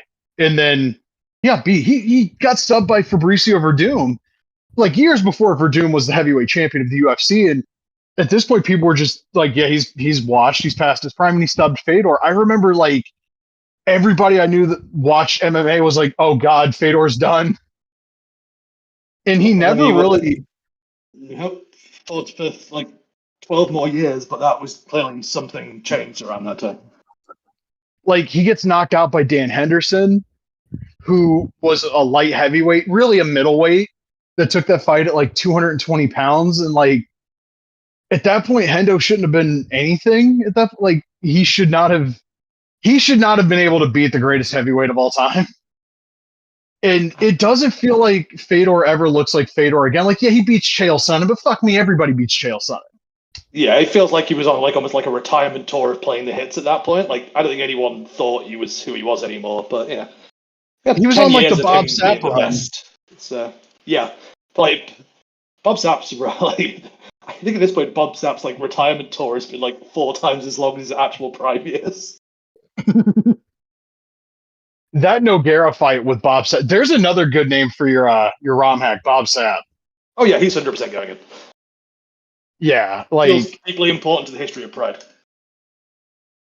yeah. I mean, the 19 seconds with Kiyoshi Tamura, the Noguera fight.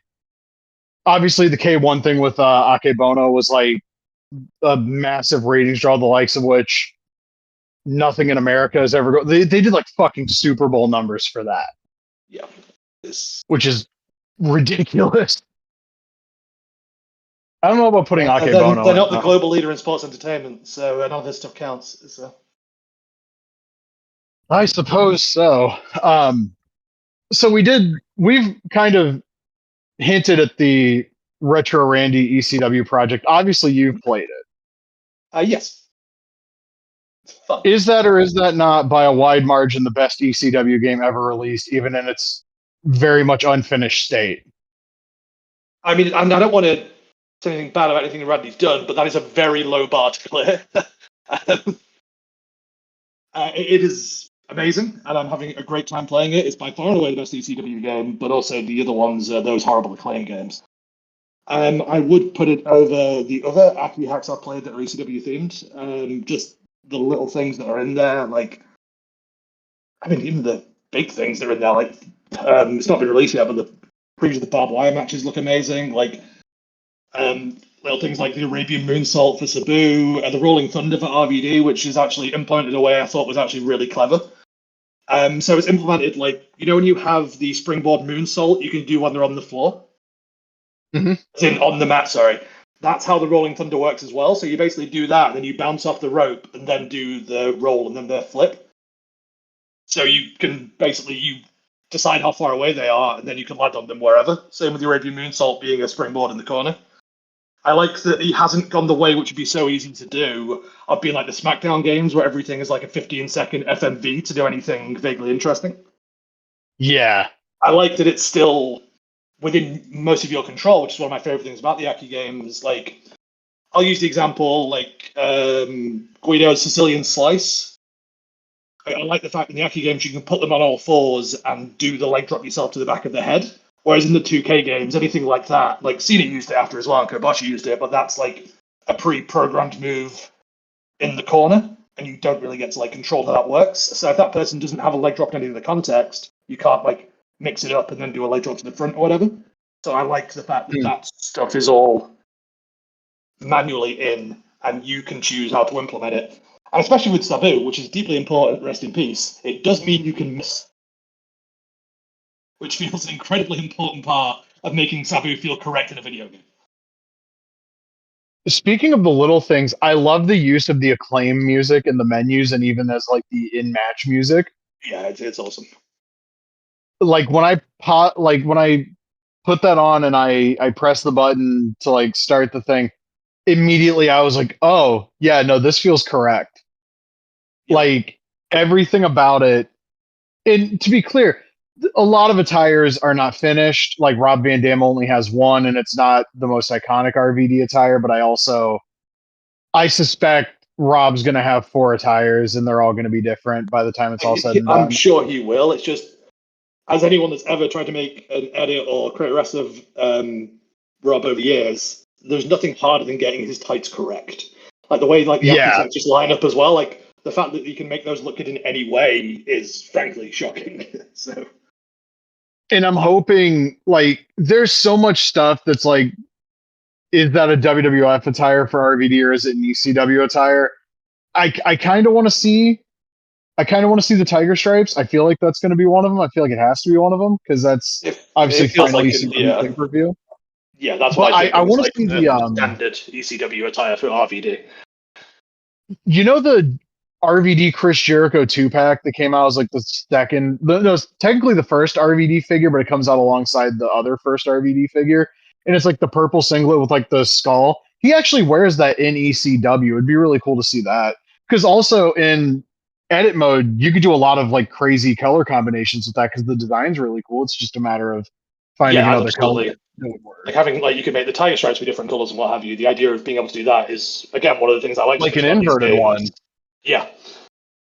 Yeah, that would be really cool. And also like the theme music is correct on everyone, and like all of the custom animations. Like when I played as Rhino, and I was like, I wonder what his taunts are, and he has like the chest pound and the fucking yeah.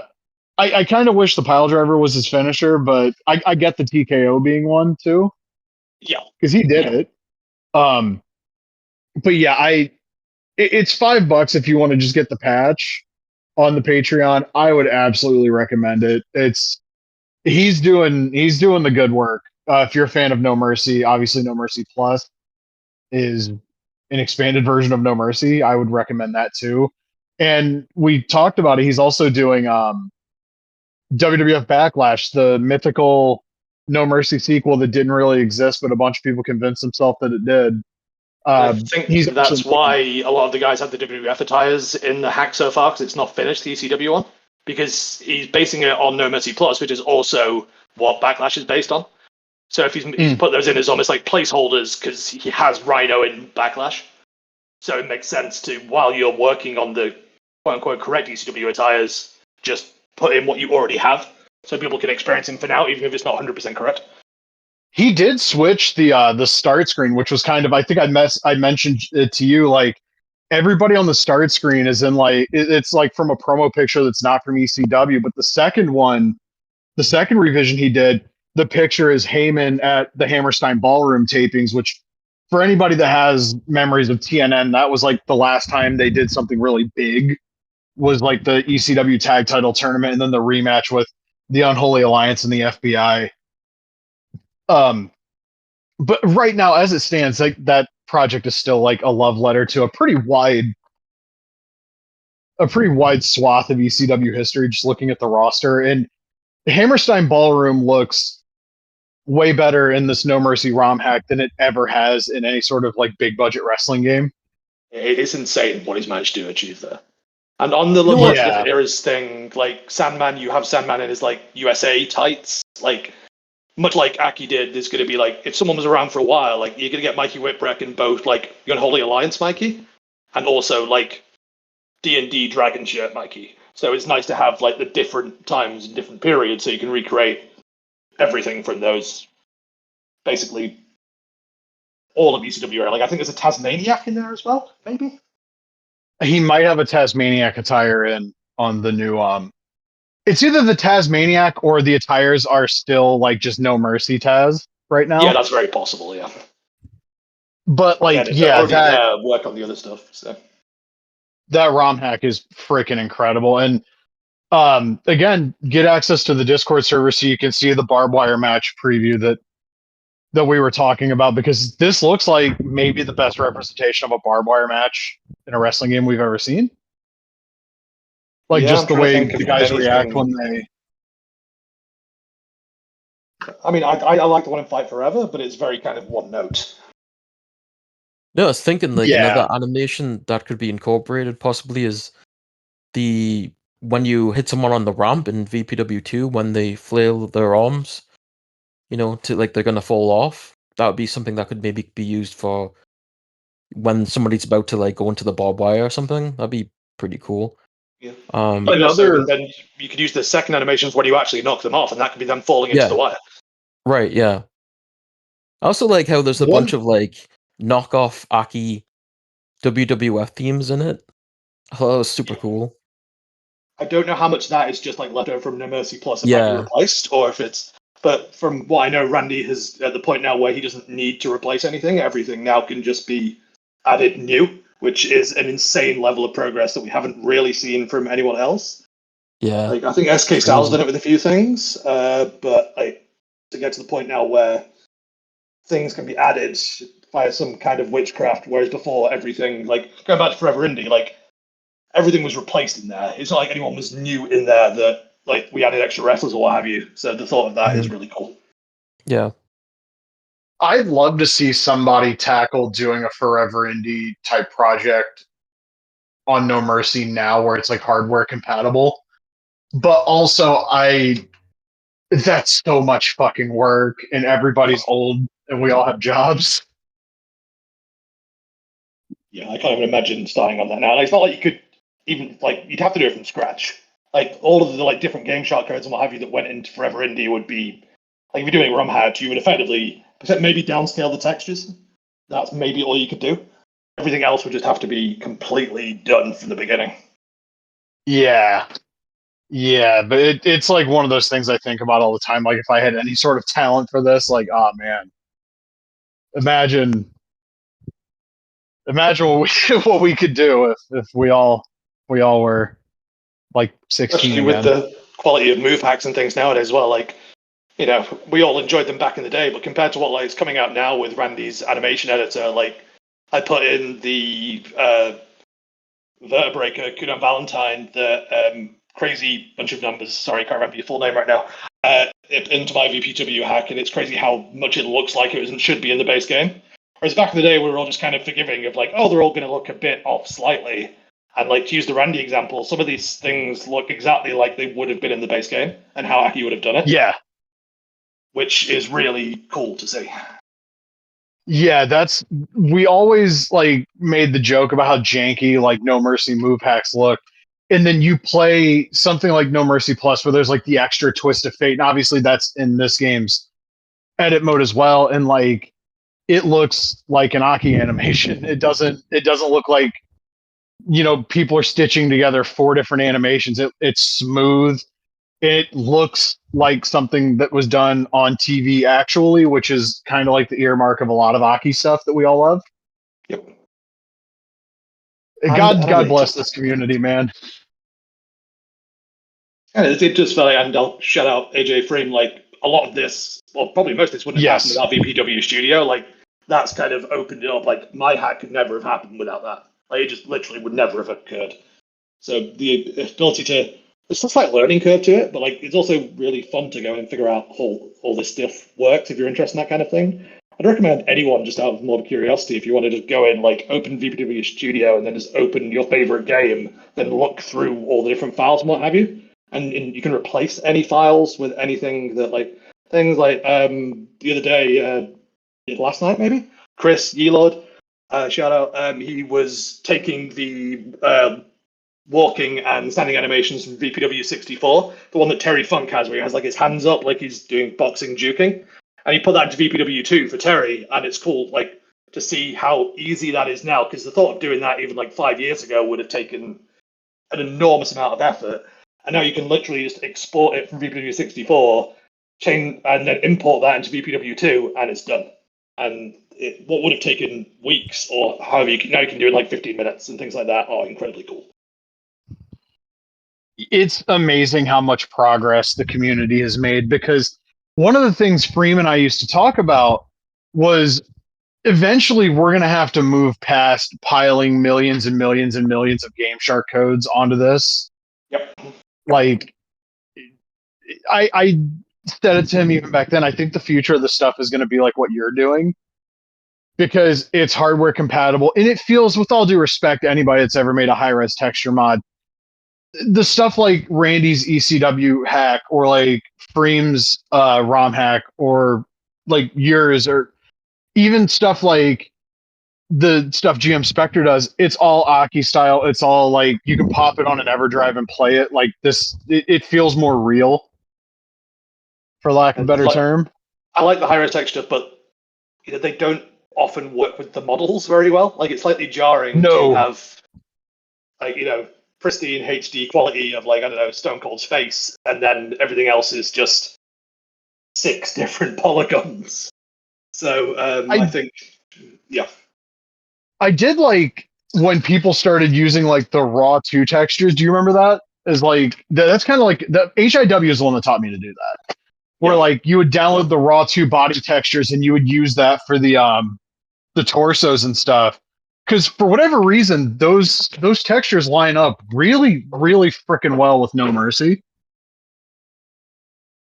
I was fine with the mods never looking any better than that, but I will also concede they still like jarred horribly, because I would go back and play like regular VPW too, and I would just be like, oh right, that's what this actually looks like. Yeah, I do find it always interesting. People are like, oh, we wanted to, like a lot of this in the base games didn't look great. Like there's a bunch of like really wonky faces in there. Like to the point now, we still don't really know who every face is in VPW2. We have some educated guesses, but there's definitely some towards the end. Like, is that Bob Backlund? Like, no one is really actually 100% sure on a bunch of the faces. Like, I think there's a face in it that's Bob Backlund, but some people think it's, I don't know, maybe the Patriots' real face or something. But like, some of them are really kind of unclear, and I think that benefits the games in a way because if you can add some facial hair, and you can add any facial hair, any hair to anyone, you can kind of make anyone look like who you want them to look like. Mm. Whereas, like, if you take like CM Punk's face now, you can't make that look like anyone else because that's Punk. And even if you could, you can't edit his hair or edit his facial hair or anything. You're just kind of stuck with whatever there is. And I like the ability to just change things. And like, I made a bunch of ECW edits back in the day, and like, I thought my Dreamer and New Jack and RVD looked like they fit in the base game, even if they didn't actually have their faces in. And that's something I feel is missing now. And a lot of stuff is kind of very jarring. Like, I appreciate all the 2K edits and how good they look, but a lot of them look good, but not in a way where it looks like they're actually from that series.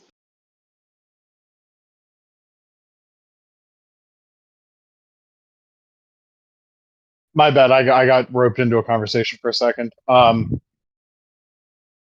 was going to ask another question about the Aki games, and I'm completely blanking on what the fuck it was going to be. So I guess I'm going to do the thing I did last week with Melon Bread, just ask you your thoughts on random wrestling games now, because I think that's fun. What are your thoughts on the 16-bit WWF games? I played the living crap out of them as a kid because that's the year I first got into wrestling.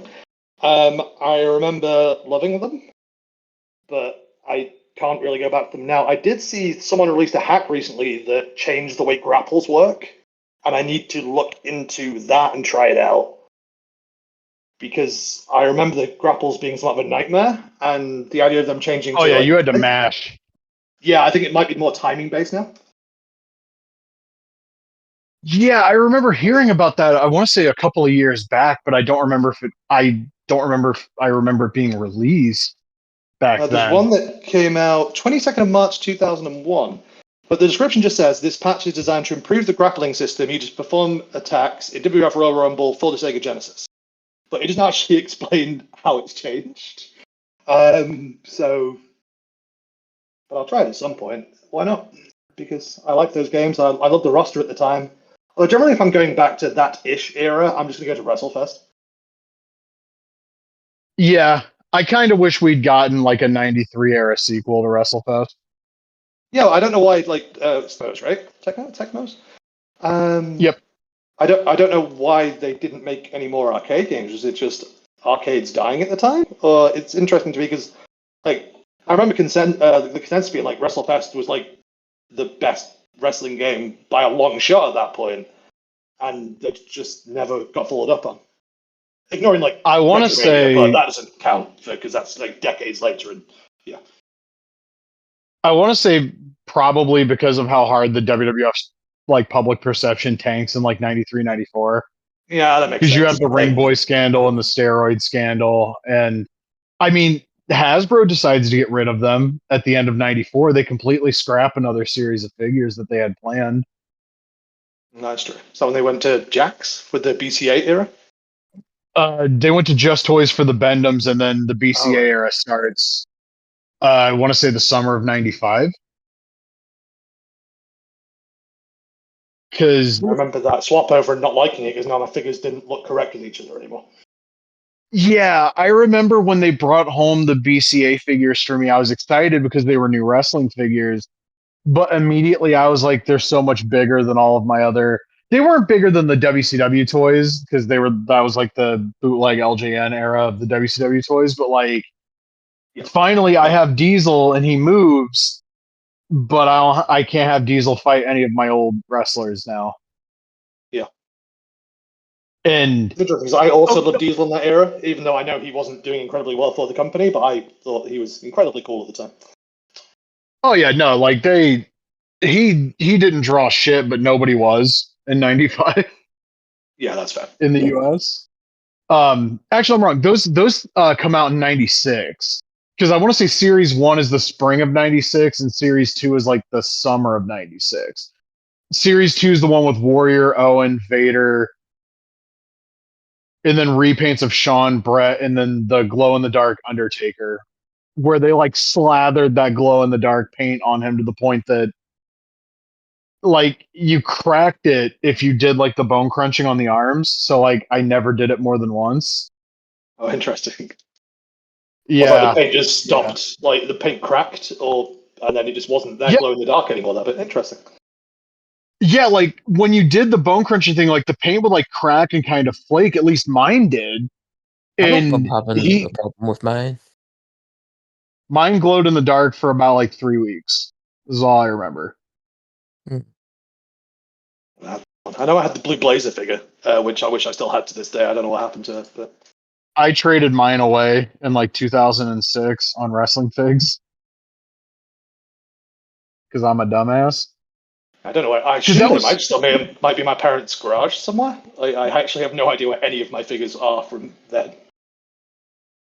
I want to say I traded that blue blazer, one of the newer Shelton Benjamin figures, and the ringside or the real scale ring steps for that Walmart exclusive blue and white Hogan because I checked my Walmart and I called every Walmart within like a 45-minute radius of my house because he's in blue and white. That's basically ripped from No Holds Barred, and nobody had him. And there was somebody on Wrestling Figs that was like, "I got him," and I was like, "What the fuck do you want for him?" And I felt bad trading the blue blazer figure because I got that like literally right when it came out. Like my asshole cousin came to our house. I was like, "Hey, there's a blue blazer figure at Walmart," and I didn't believe him. And then we went there, and he's like, "Yeah, I hit it third peg at the very back," and sure enough, it's the only one they had. And I traded it. But also, that's such a weird figure because it's a Patriot head on like a Bret Hart body. Comes with a wrench for some reason. Yeah, that was like people made a lot of shitty jokes about that. Yeah.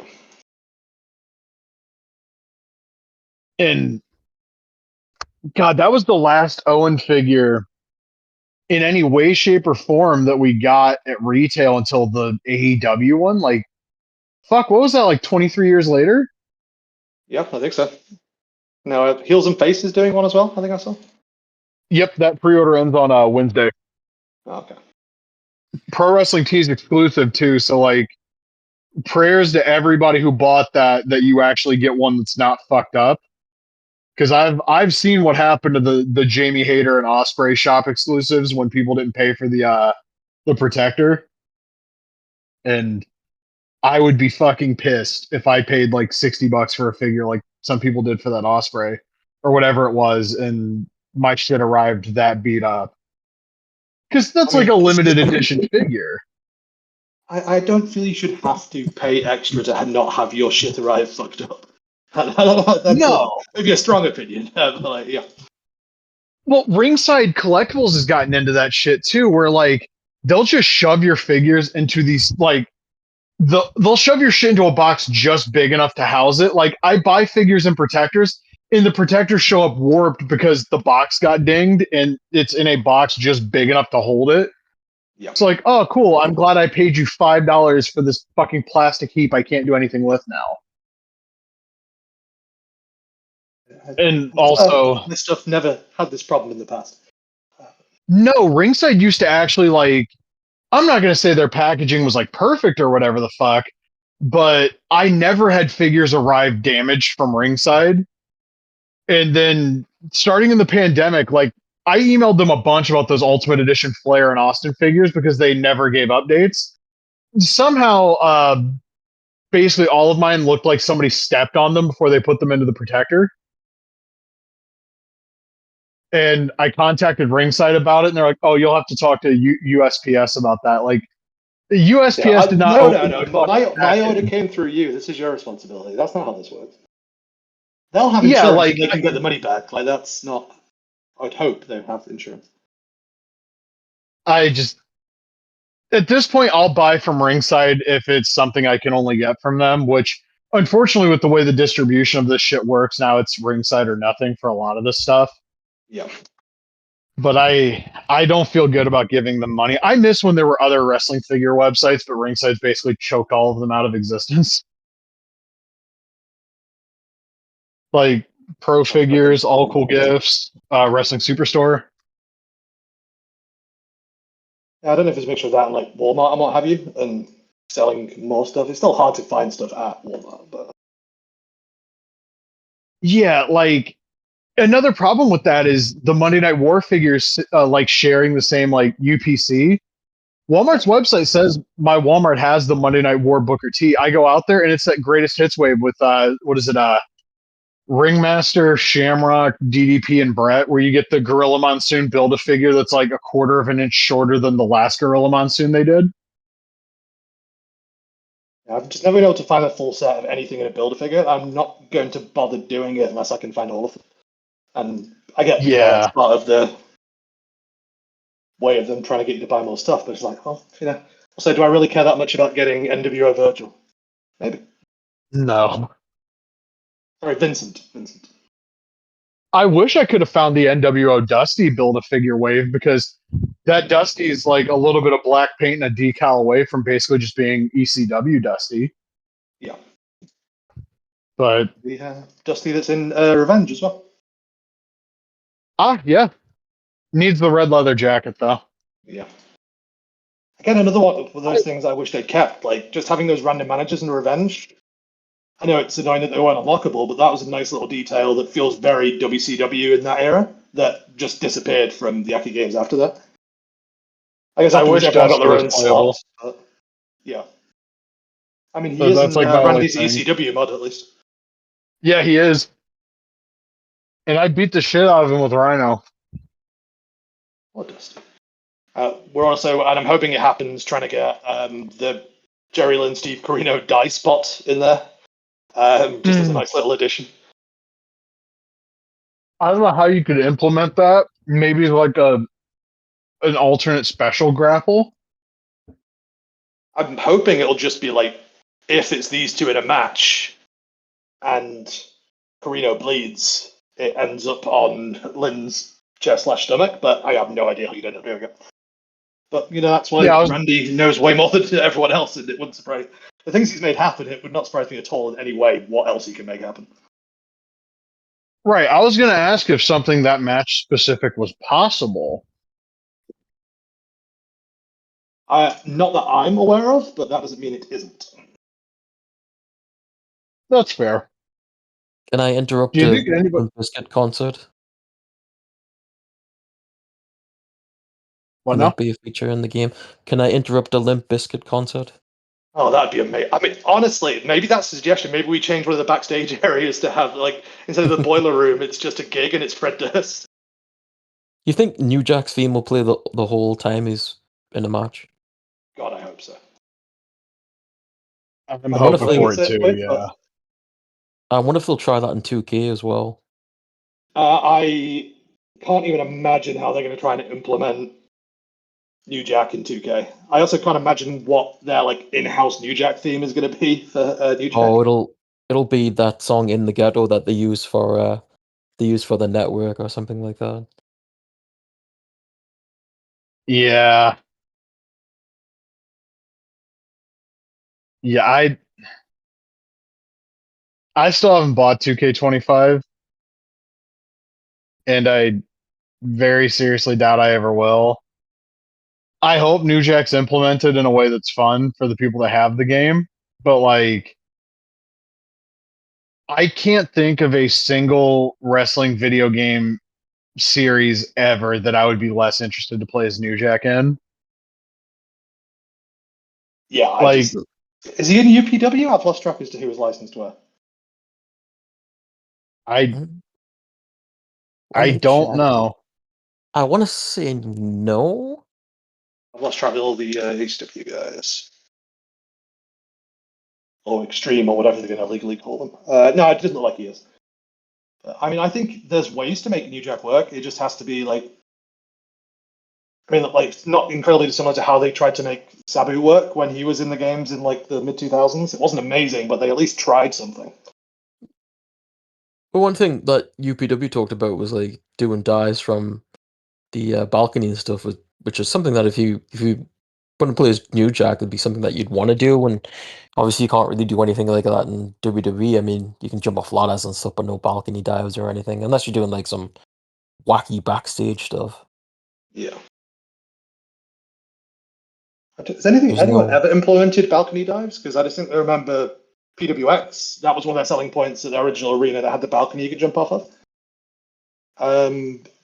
It also might end up in Randy's mod because like his new version of the mod has cage dives, which has never been in any Yaki game before. That's right, yeah. Which will be fun. I don't know, probably not, but I don't know how interactive Hammerstein will end up being. I don't know if eventually you can go to the balconies and stuff there, or if it's just like a cosmetic thing.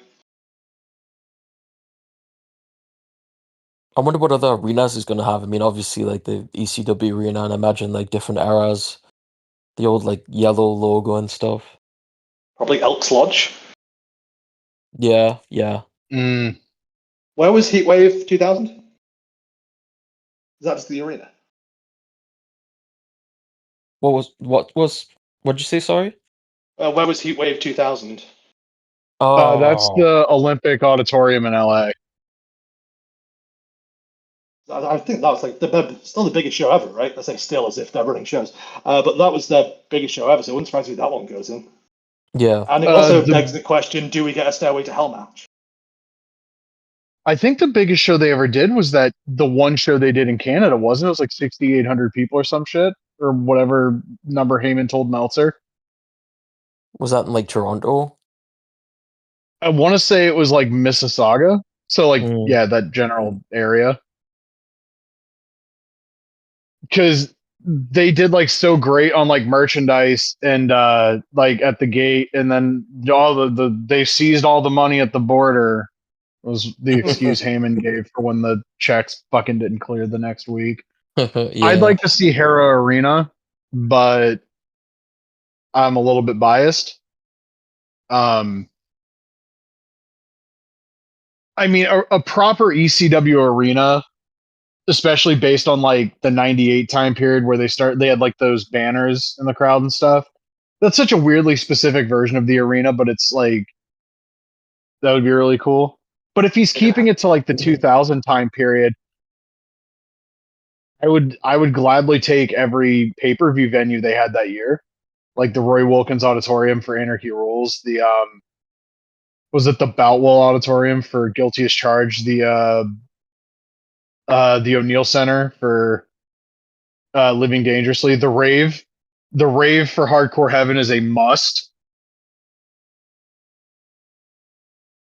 God, I really the Crow's Nest in ECW Arena for kimono purposes.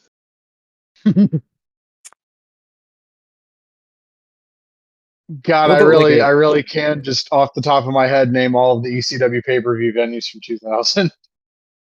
Like a Florida arena would be cool. Mm. I don't know if we'll like the old like ECW belts and stuff when it was Eastern. Like, do we get the NWA belt in so that Douglas can throw it away? That'd be cool. If you had like a specific I animation wonder, where he throws down a belt or something. I mean, that could happen in story mode. I was gonna say, is he gonna do like a full-on? Is he gonna redo story mode? I believe that's the plan. Because you go into story mode now, it like shows the different belts and the different names, but I don't. Like, I know what GM Spectre is it? His Project Outsider, he completely redid story mode. And so it's certainly possible, it's just a lot. Yeah, because there's all the different, like, there's so much dialogue that you'd have to rewrite and like match conditions you'd have to change and stuff. I get it. It was funny because I was playing the Game Boy Color story mode because I've never played it before. Oh, that's actually really fun. I remember unlocking that back in the day after destroying. I'd say unlocking, it was a game shot. But, like, I'd played through everything, so to finally actually play that and have a new mode was amazing. Yeah, it was funny to see like Tommy Dreamer as The Rock in that mode, and they called him the Dreamer, and like Shane Douglas in the Triple H role, and Dawn Marie as Stephanie. And I made it to like all the way to the end, which I think was like a cage match. And I can't remember who my opponent was, but he kept escaping every goddamn time. I was so pissed. That's when I gave up. I wish we could see what the hell No Mercy for the Game Boy Color was actually going to look like. Yeah. I don't think anything's ever like leaked about it, right? I remember somebody claiming there were screenshots in like 2000, but like whether they were real or whether I'm just Mandela affecting that they were ever posted, I'm not sure. I mean, I imagine it would have just been very similar to the WrestleMania 2000 game, but with the fact that you could bring in your crate guy into No Mercy. Yeah, but like Mania 2000 on Game Boy is developed by Natsume, not Aki, and Oh, interesting. Game Boy I No think I Mercy actually was played supposed it. to be developed by Aki. So like, ow, I don't. Hold on a minute. There's an unsourced rumor on Wikipedia that screenshots of the version of the game were deleted from the internet at the request of Natsume. Interesting, because didn't you say they weren't supposed to be developing it? Yeah, which is strange.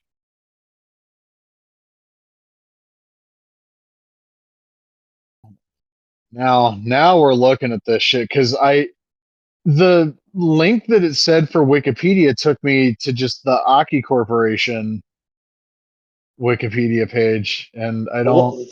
the Lost Media Wiki says it was initially developed by Aki Asmik. However, during development, it changed to being developed under Natsume, the developer of the previous WF Game Boy Color game.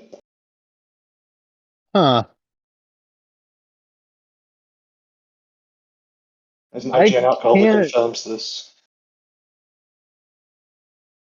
And you know what? That makes perfect sense because look at Road to WrestleMania for Game Boy Advance. It's got the No Mercy entrances and everything, Yeah. and the graphics on screen for like fight, pinfall, give up, that rope break, that stuff's all like exactly how it is in No Mercy. So yeah, I could see it. That And would you game, have been that able game, to do it like Pokemon Coliseum, where you could have put it in the back and played it on the big screen with the transfer pack? I don't know because like it's never been fleshed out exactly what the functionality was going to be beyond like you created a character in the Game Boy Color game, which makes me think like it was going to be a preset character that you just gave a name to. Because there's no way we would have gotten a full create a wrestler mode in a Game Boy Color game. That was no fucking chance. Just relying on the Lost Media Wiki, it says apparently Creator Wrestler was planned, it's just nobody knows how elaborate it was. Because surely, Right. like, maybe they would have just done it. Maybe they would have put in, I don't know, 1/10 the amount of costumes. So then once you got it in, it would map to something in the N64 version, but not all of the options were there. So it would at least have something to correspond to. Or it could be, as you say, that you just, or they could have done like they do in 2K thing was like, oh yeah, well, you know, now you've been in the small leagues, now you're in the big leagues, we're going to give you a makeover and just give you like a generic character. Yeah, my gut tells me if it would have been in there, it would have literally just been picked from these characters and then give your character a name.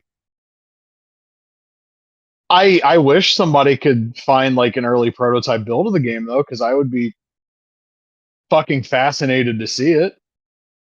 Oh, Hey, absolutely. you Yeah. never know. Yeah, because we got the E3 build last year, but like that's a build people actually saw. Was there ever a build of No Mercy that like how late in the game was the Game Boy Color shit still on like how do I put this? How early was the Game Boy Color shit still like there? I mean, you can play it in the final fucking game with a Game Shark code. So like how late in development did they abandon that? I've not actually played any of the betas recently. I don't know if it's there by default or if you have to unlock it via Game Shark in those as well. Right, because I know the Game Boy Buster and stuff, which by the way, that also kind of makes me think like you just get a preset fucking thing. Yeah. Because you the Game Boy Buster and the Game Boy Driver, and it's all Kinetic Man stuff, which is fucking hilarious.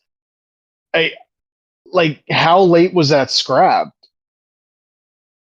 Because aren't those moves in there in like the August prototype builds? That's like what, 3 months before the game comes out? Yeah, as far as I know, they're in all of the betas. It doesn't look like they're in the final version of the game. So someone made a decision at some point, but then I don't understand why they scrapped those moves. Like, you can leave them in at that point as just like a little nod. But I guess for whatever reason they didn't want to. It's actually like, I know they're exaggerated, but it's actually really cool to see like an Aki Muscle Buster,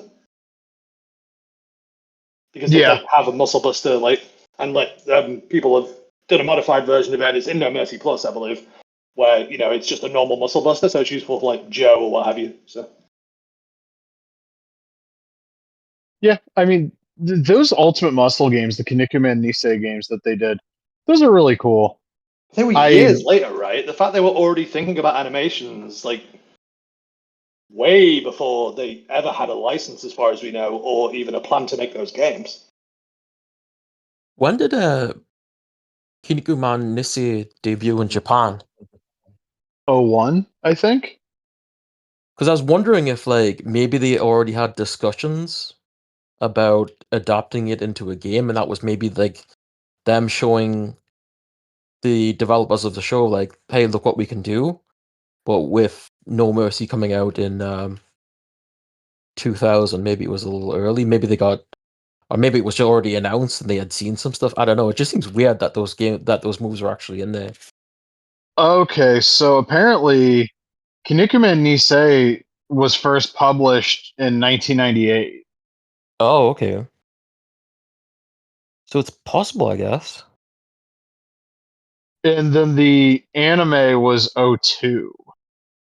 And I guess there's a movie in 01. Yeah, so maybe they were already starting development of it. I don't know. It just feels strange that they had those moves specifically. And And then apparently, November 2002 is when the actual first game came out in Japan. So right. it's not that far away. No. I think it's also I also haven't possible that checked. Are somebody those involved exact was just a same? big mark. Are those same animations actually in the Kinnikuman games? I've not I gone don't think back to so. thought to check if No. they kept them exactly as is. No, they reworked for, what they were doing at the time.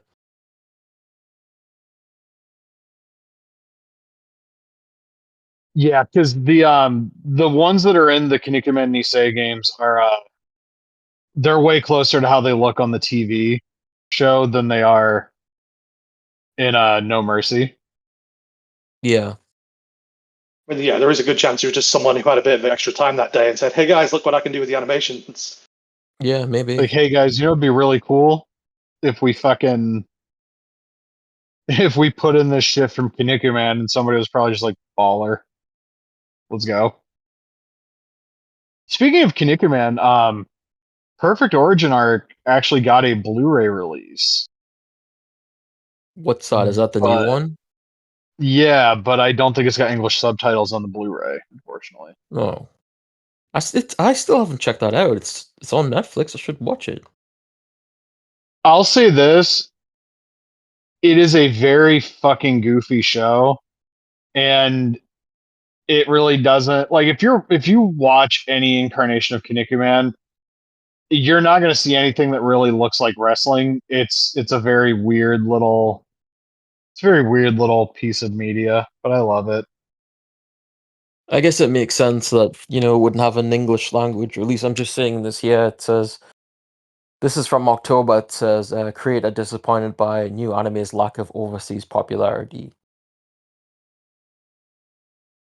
Well, yeah, I could see it. Maybe they should have just advertised it as like a new Ultimate Muscle, because I feel like that was That's a show the that. version Westerners have the attachment to. Yeah, exactly. But also, I kind of remember the thing with that show initially. Like, a lot of my friends didn't like it because it was too weird. It That's wasn't why I really like loved it. wrestling at all. Yeah. Yeah, I was like, this show fucking rules. Like, all of the stuff all of my friends talked about why they like Dragon Ball Z were just in that show, and that show also had wrestling. So I was like, I don't really see what the fucking issue is here. Yeah, it was great. Yeah, and it had Buffalo Man. and it had Skullduggery or whatever his name was. I remember laughing my ass off at that episode that he was in. Did they ever have like actual crossover with wrestling, like with the Tiger Mask anime or manga? I don't know if they've ever actually like ran shows featuring the characters or people dressed up as the characters. Yeah, they did like an anniversary show, and I think Minoa Man was Kiniko Man on that show. Oh, nice.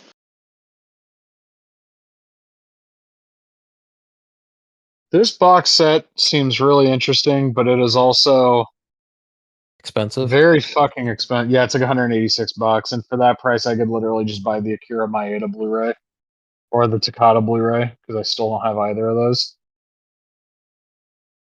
You could buy Y'all want to talk? Oh, go on. another Inoki set just for the hell of it.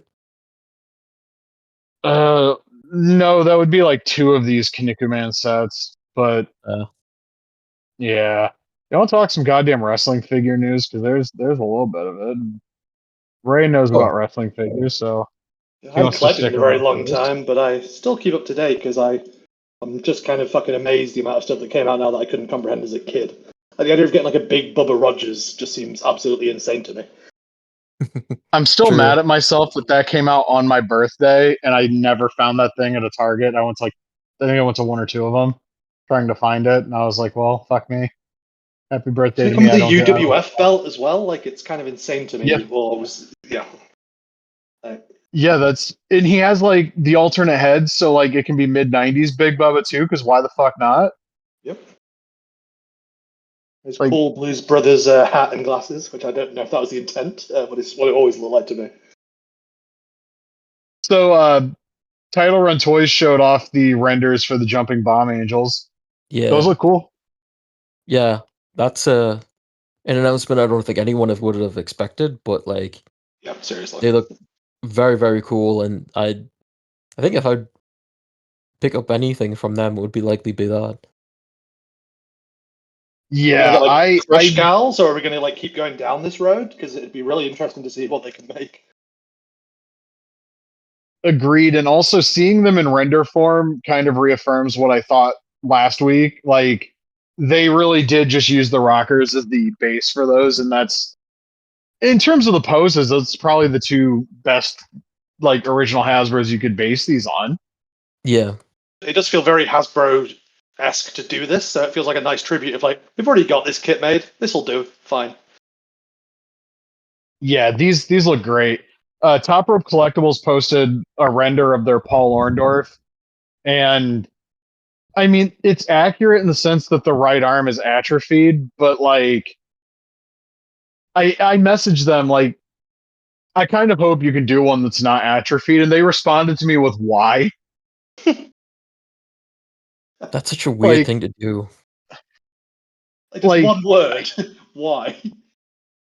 And I was like, because like in my head, the default look for Paul Orndorff is when his arms were the same size. And they gave me some spiel about, well, we're trying to do like the post 91 look. But here's the thing. I genuinely don't think Galoob would have launched a Paul Orndorff figure with one arm smaller than the other. I don't think that would have gotten past approvals. No, definitely not. And like, I probably wouldn't have bought it anyway, so it is what it is. But like, I mean, his son signed off on it, so if he's cool with it, that's good, I guess. I didn't even notice his arms when I was a kid until like when he was feuding with like the Natural Born Thrillers. So if like they made a figure when I was a kid of that, I would be like, what the hell's going on? Like, why is his arm like this? Yeah, I don't think I noticed it until I went back and watched like the mid 90s WCW stuff like a few years after the fact, and I was like, oh, what the fuck? His one arm is like tiny. Like, I get it if you want to do accuracy, but like, there's a reason for the longest time most Hogans came with full hair because you're trying to portray them as larger than life. Like, you're not going to put like something like that. Like, you shouldn't. Like, you're supposed to be portraying them like superheroes, not like someone who has an unfortunate incident and now looks like they've been wildly masturbating with only one arm for 5 years. Like, it just is an insane way of choosing to release a figure.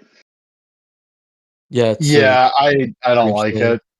You should come with little Gary Spivey. That was that guy's name, right? I Well, think. the one that looked like the TV medium. Yeah. Yeah.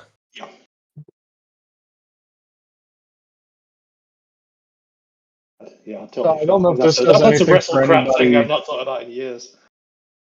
I don't know if this does anything for y'all, but that company that does the like kind of knockoff Tonka Buddies did a John Cena where he's got the WWE belt on backwards. They're only doing 54 of them. So if you want to commemorate this John Cena run with a Tonka Buddy, you can. I guess you can do that. Is the 54 figure relevant to something? I think it was the number on the jersey in the parking lot brawl. Okay. Yeah. That seems familiar. Maybe it's like it can't be the total number of titles that he's held, because it's not like he had a ton of like mid card title runs or anything. It's the number of contracts Nikki Bella had to sign when she lived with him. The amount of Team Cena Um, has been in with the can they coexist angle. Oh my god, yeah. so Mitch from Grapplers and Gimmicks,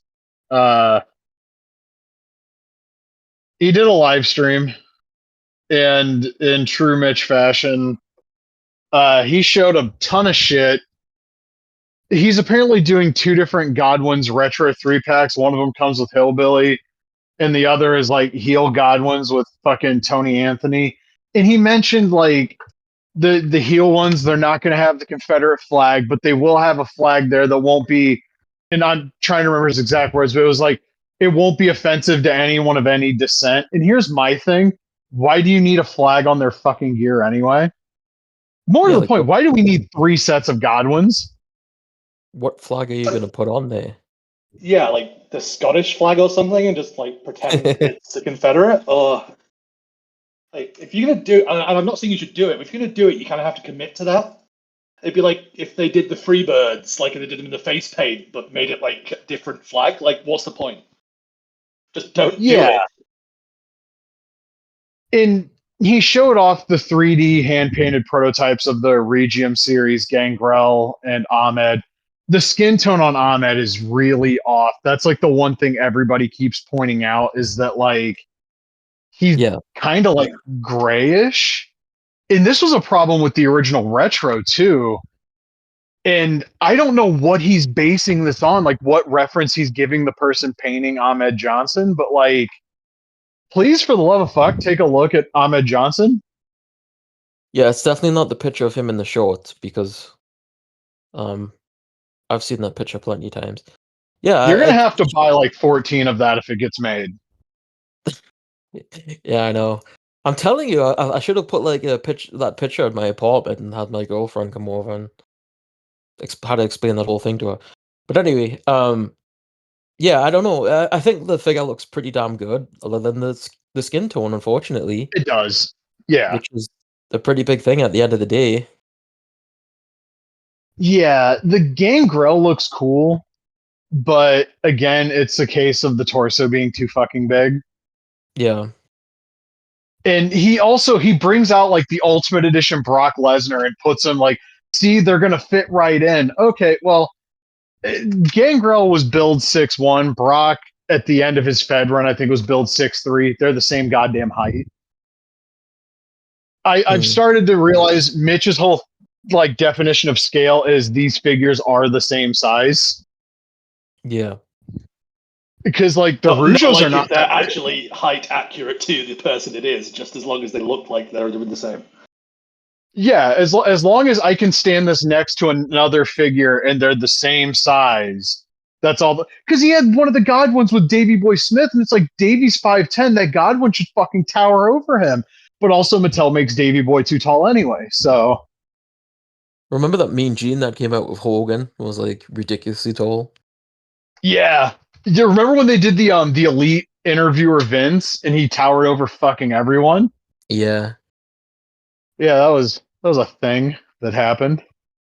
I'm just looking at the Insta page for Grapples and Gimmicks, and I love the first reply to the Ahmed thing. Is someone, and I believe this is in good faith, is replying with, "Is there any chance of a better Ahmed Johnson in retro style?" It just feels like an incredibly it's just a little bit of a shitty dig for no reason.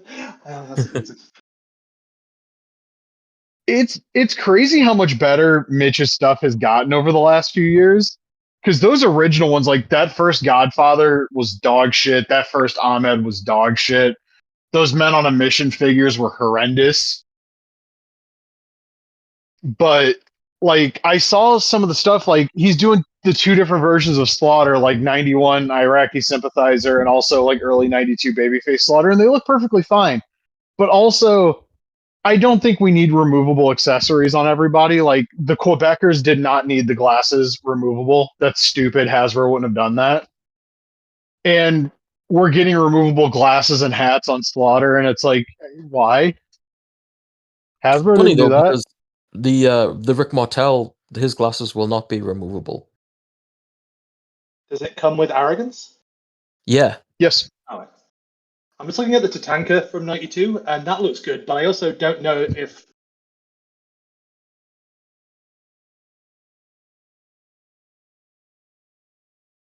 I liked really Tatanka when I was a kid. Oh, go on. You cut out.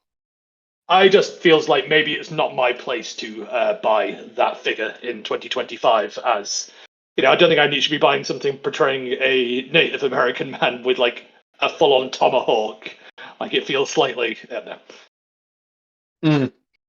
Speaking of 92 stuff, real quick, that company that was doing the British Bulldog and Tatanka figures based specifically on 92, they have not posted anything in months.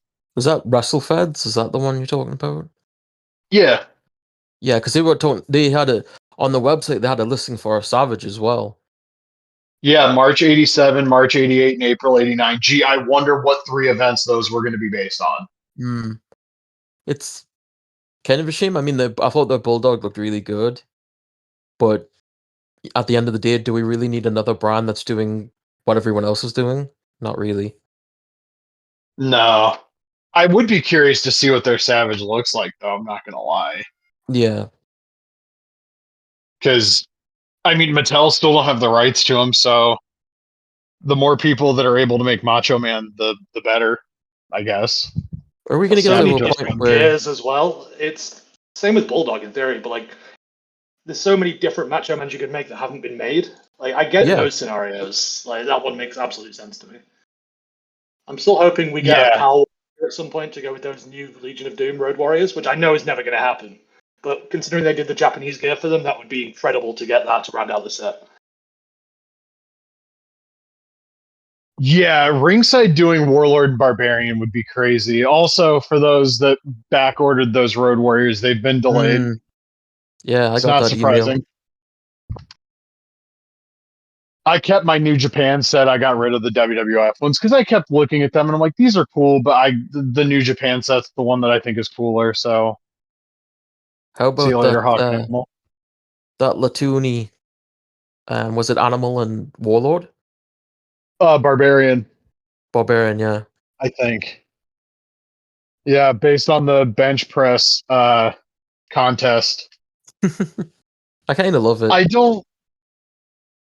Yeah, like I understand, like it's all for the love of the game with him. He is not making one penny off of these. But every time I see him put something out, it's like, brother, who the fuck is this for? Yeah. I mean, I can't imagine he's making money just by the look of his website from 2001 or whatever it is. Yeah. You can feel like if he had like the license, of obviously you're never gonna have Shawn Michaels, but like he would make like a barber shop set and stuff and crazy shit like that. Like, would he do like a Dungeon of Doom with King Curtis on the throne and shit like that? It seems like I that's the type mean, of stuff he would do, which I think is interesting. if somebody makes an LJN sized like Dungeon of Doom gimmick, I'm rebuying all my old WCW toys. It'd be fun. I just think the stuff he does seems to have a different approach to it. Sometimes it works, sometimes it doesn't. Like the flare with his pants down obviously didn't work, but like other stuff like the Warlord, or sorry, the Barbarian and Animal, I think is a fun idea. So we'll see if he does anything more like that. It just feels too situational and specific, Oh, you're honestly. right. Yeah, like as you said, like who is this for? Who's actually going to spend the money on this? But just the idea, and if he's willing to do it, then cool. I mean, Yeah, I think that's why I hopefully they say the pan amount out of all right. different major brothers that come out, but those seem to sell well every time. So Yeah, I don't Yeah, get it, but they seem to work. So they're in like every fucking line, and it drives me absolutely insane. literally. Yeah. Also, Power Town have not updated us at all after saying they were going to improve their communication. oh yeah, you can kiss TA's ass, right? Whatever he said. Yeah. Yeah. Oh God, the amount of people that have taken him to task for that over the last couple of months, calling people keyboard warriors that live in their mother's basement and shit. Like, brother. I could almost understand if it's people like criticizing, but these are people who have purchased your product. Like maybe these aren't the people you want to be pissing off. And they're like, oh, we're gonna be back with never before offered figures, and like they're probably gonna be not highly purchased either because you fucked everybody over. I saw somebody make the comment, and it would be not funny, but it would be funny to me at the same time that like they're gonna end up doing some shit like, oh, if you've pre-ordered in the past, you must pre-order at least one of our new figures to get the stuff you ordered. I could see it happening. I Yeah, could, because They try these to build that gimmick, like build their brand on the idea that our stuff's going to be out soon, and then they just somehow managed to go back on everything that they were trying to sell themselves on. I don't get it. yeah, by the time we get those Remcos in hand, they'll be rapidly approaching like the longest pre-order wait for a Zombie Sailor figure. And I'm trying to remember what the longest one actually was for Zombie. Was it the Comic Con Jarrett? Like a year and a half? that I want sounds to about right. I want to say it was either Jarrett or the Johnny Gargano, which they're around about the same length of time. Danhausen was about a year. So like, oh, they've already hit them with the Cardona and Myers 2-pack because that Yep. took a year and a half. Which we put our money down up front. We cut steel right away. If that was the case, all of their pre-orders should have been like, and like using the tariffs as an excuse. Like, brother, those figures should have been done and in hand by now. I was Mm-hmm. going to say, like, you would have purchased and done all that. Like, the tariffs have only just come in, and it's going to fuck things over. Don't get me wrong, but it shouldn't be fucking things over that you're supposed to have done years ago. Right. And I also saw Amazon price increased the new Maximum Edition Hulk to $83. And not for nothing, that is like a $23 increase over what the figure originally cost. And thank God for the pre-order price guarantee, I guess. I'm still curious if anything's going to change with the Switch pricing for this, but we'll see. Mm. How much did you say the Hulk was? It was $82. I saw a screenshot. Oh, because it's 85 Canadian Interesting. on Amazon right now. I'm gonna take a look at. It would be really fucked up if somebody took a screenshot of like Canadian Amazon and passed that off for what it costs in the US. No, he's $82.99 on the US website. So That's strange. Usually yeah, we're I not that love that close, figure. trust me. Well, there's no tariffs going into Canada, right? So Yeah, but there's still like the price differential or the value of the Canadian dollar to the American.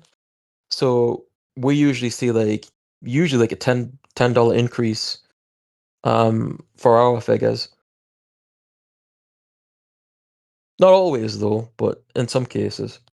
it'll be interesting because if they tariffs don't impact your side, there's a chance we end up with everything being just the Canadian prices going forward, and Canada doesn't change; it's just the US does. Yeah, I don't know how it works. I mean, the Street Fighter figures have been pretty close to the American, I feel. What are they in the US again, actually? Mongo? They're $30 at Walmart now. Yeah, so ours are like 35, but I feel like the WWE figures are sometimes like $10 more in some cases. I'll also say this, speaking of Street Fighter figures, we've had a lot of looks at the Storm Arena Alpha 3 Ken this week. That thing is incredible. There's like a video showing like the range of motion comparisons between that and the Jada figures. And the Jada Ken and like all those figures I've praised repeatedly for like how great the range of motion is. And the Storm one actually has like better range of motion in like almost every pose. And I wish Storm could get their stuff into like actual retailers because I think, at least in the US, living exclusively on Big Bad is going to probably limit the amount of people that end up getting these. But $26.99 for what they're offering, and this obviously isn't factoring in like a tariff surcharge, but for what you're getting for $26.99, that's a steal. Like sculpting, articulation, paint, accessories. That's an incredible figure. And the Ryu is too. And they showed Sagat, and they changed Sagat into the blue shorts, which is not his default in Alpha 3. I think it's still the purple and yellow, which we saw the purple and yellow at that Street Fighter tournament in Japan where they showed the all the prototypes. So I wonder if the purple is going to be held back as like an exclusive, or if they just said fuck it, people just associate the blue and yellow with Sagat. I don't know. So I'm not looking forward to those tariff charges, but I'm probably still going to be all in on that line. I was looking at them, and I think I found them on a Canadian shop, and it was like around 60 with shipping, and then Big Bad Toy Store for me would have been like 55 or something. But then, of course, there's the possibility of customs fees if I order through them. So I don't know. I'm kind of on the fence with them, but they really did sort of kick Jade on the balls with these figures because you look at them side by side. It's like, yeah, these ones look better quality. These are the ones that I would have wanted most of all. I'm always surprised these companies don't get exclusivity deals because things like this can easily happen. Like if they see that it's going to sell well, and then they just come in and undercut you or get it out quicker. Like I'm surprised that they don't have like nobody else can make Street Fighter 2 toys or Street Fighter First Strike toys for X amount of time. I don't understand how those deals work. I think what's going on here, at least, is Storm's deal is for Alpha 3, and Jada's is for like whatever the Switch Ultra Street Fighter 2 was. Okay. The tires aren't that different. No, but like these games, so you can definitely like.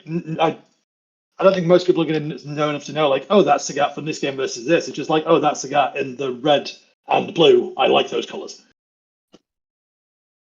Right. The big difference is just the head sculpts because the Alpha series is so heavily influenced by the animated movie.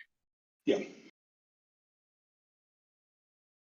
I am curious if anybody's ever going to try to do like Street Fighter the movie figures, especially after the recent stuff with JCVD.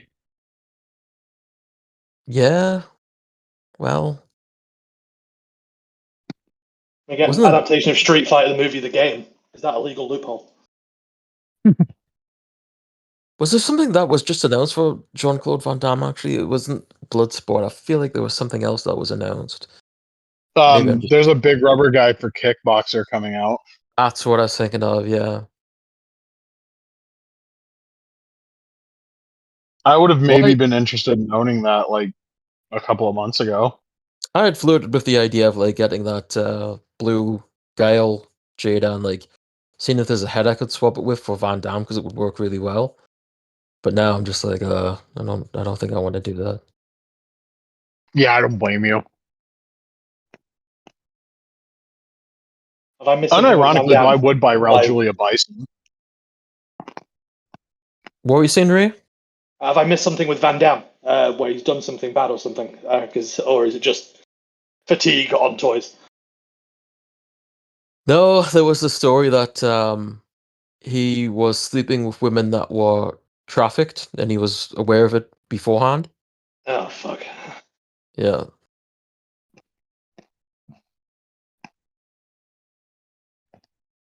Yeah, One this is person why. I like, just be a decent human being. That's a tough question when it comes to celebrities. Yeah, and entertainment in general. True. Pro wrestlers. I'm Especially. told that I'm told pro wrestlers are celebrities. I've heard that everyone knows who Roman Reigns is. So That Did I'm you not see entirely sure of. did you see the account for the Queen of the Ring movie going crazy? yeah. No, I didn't. What happened?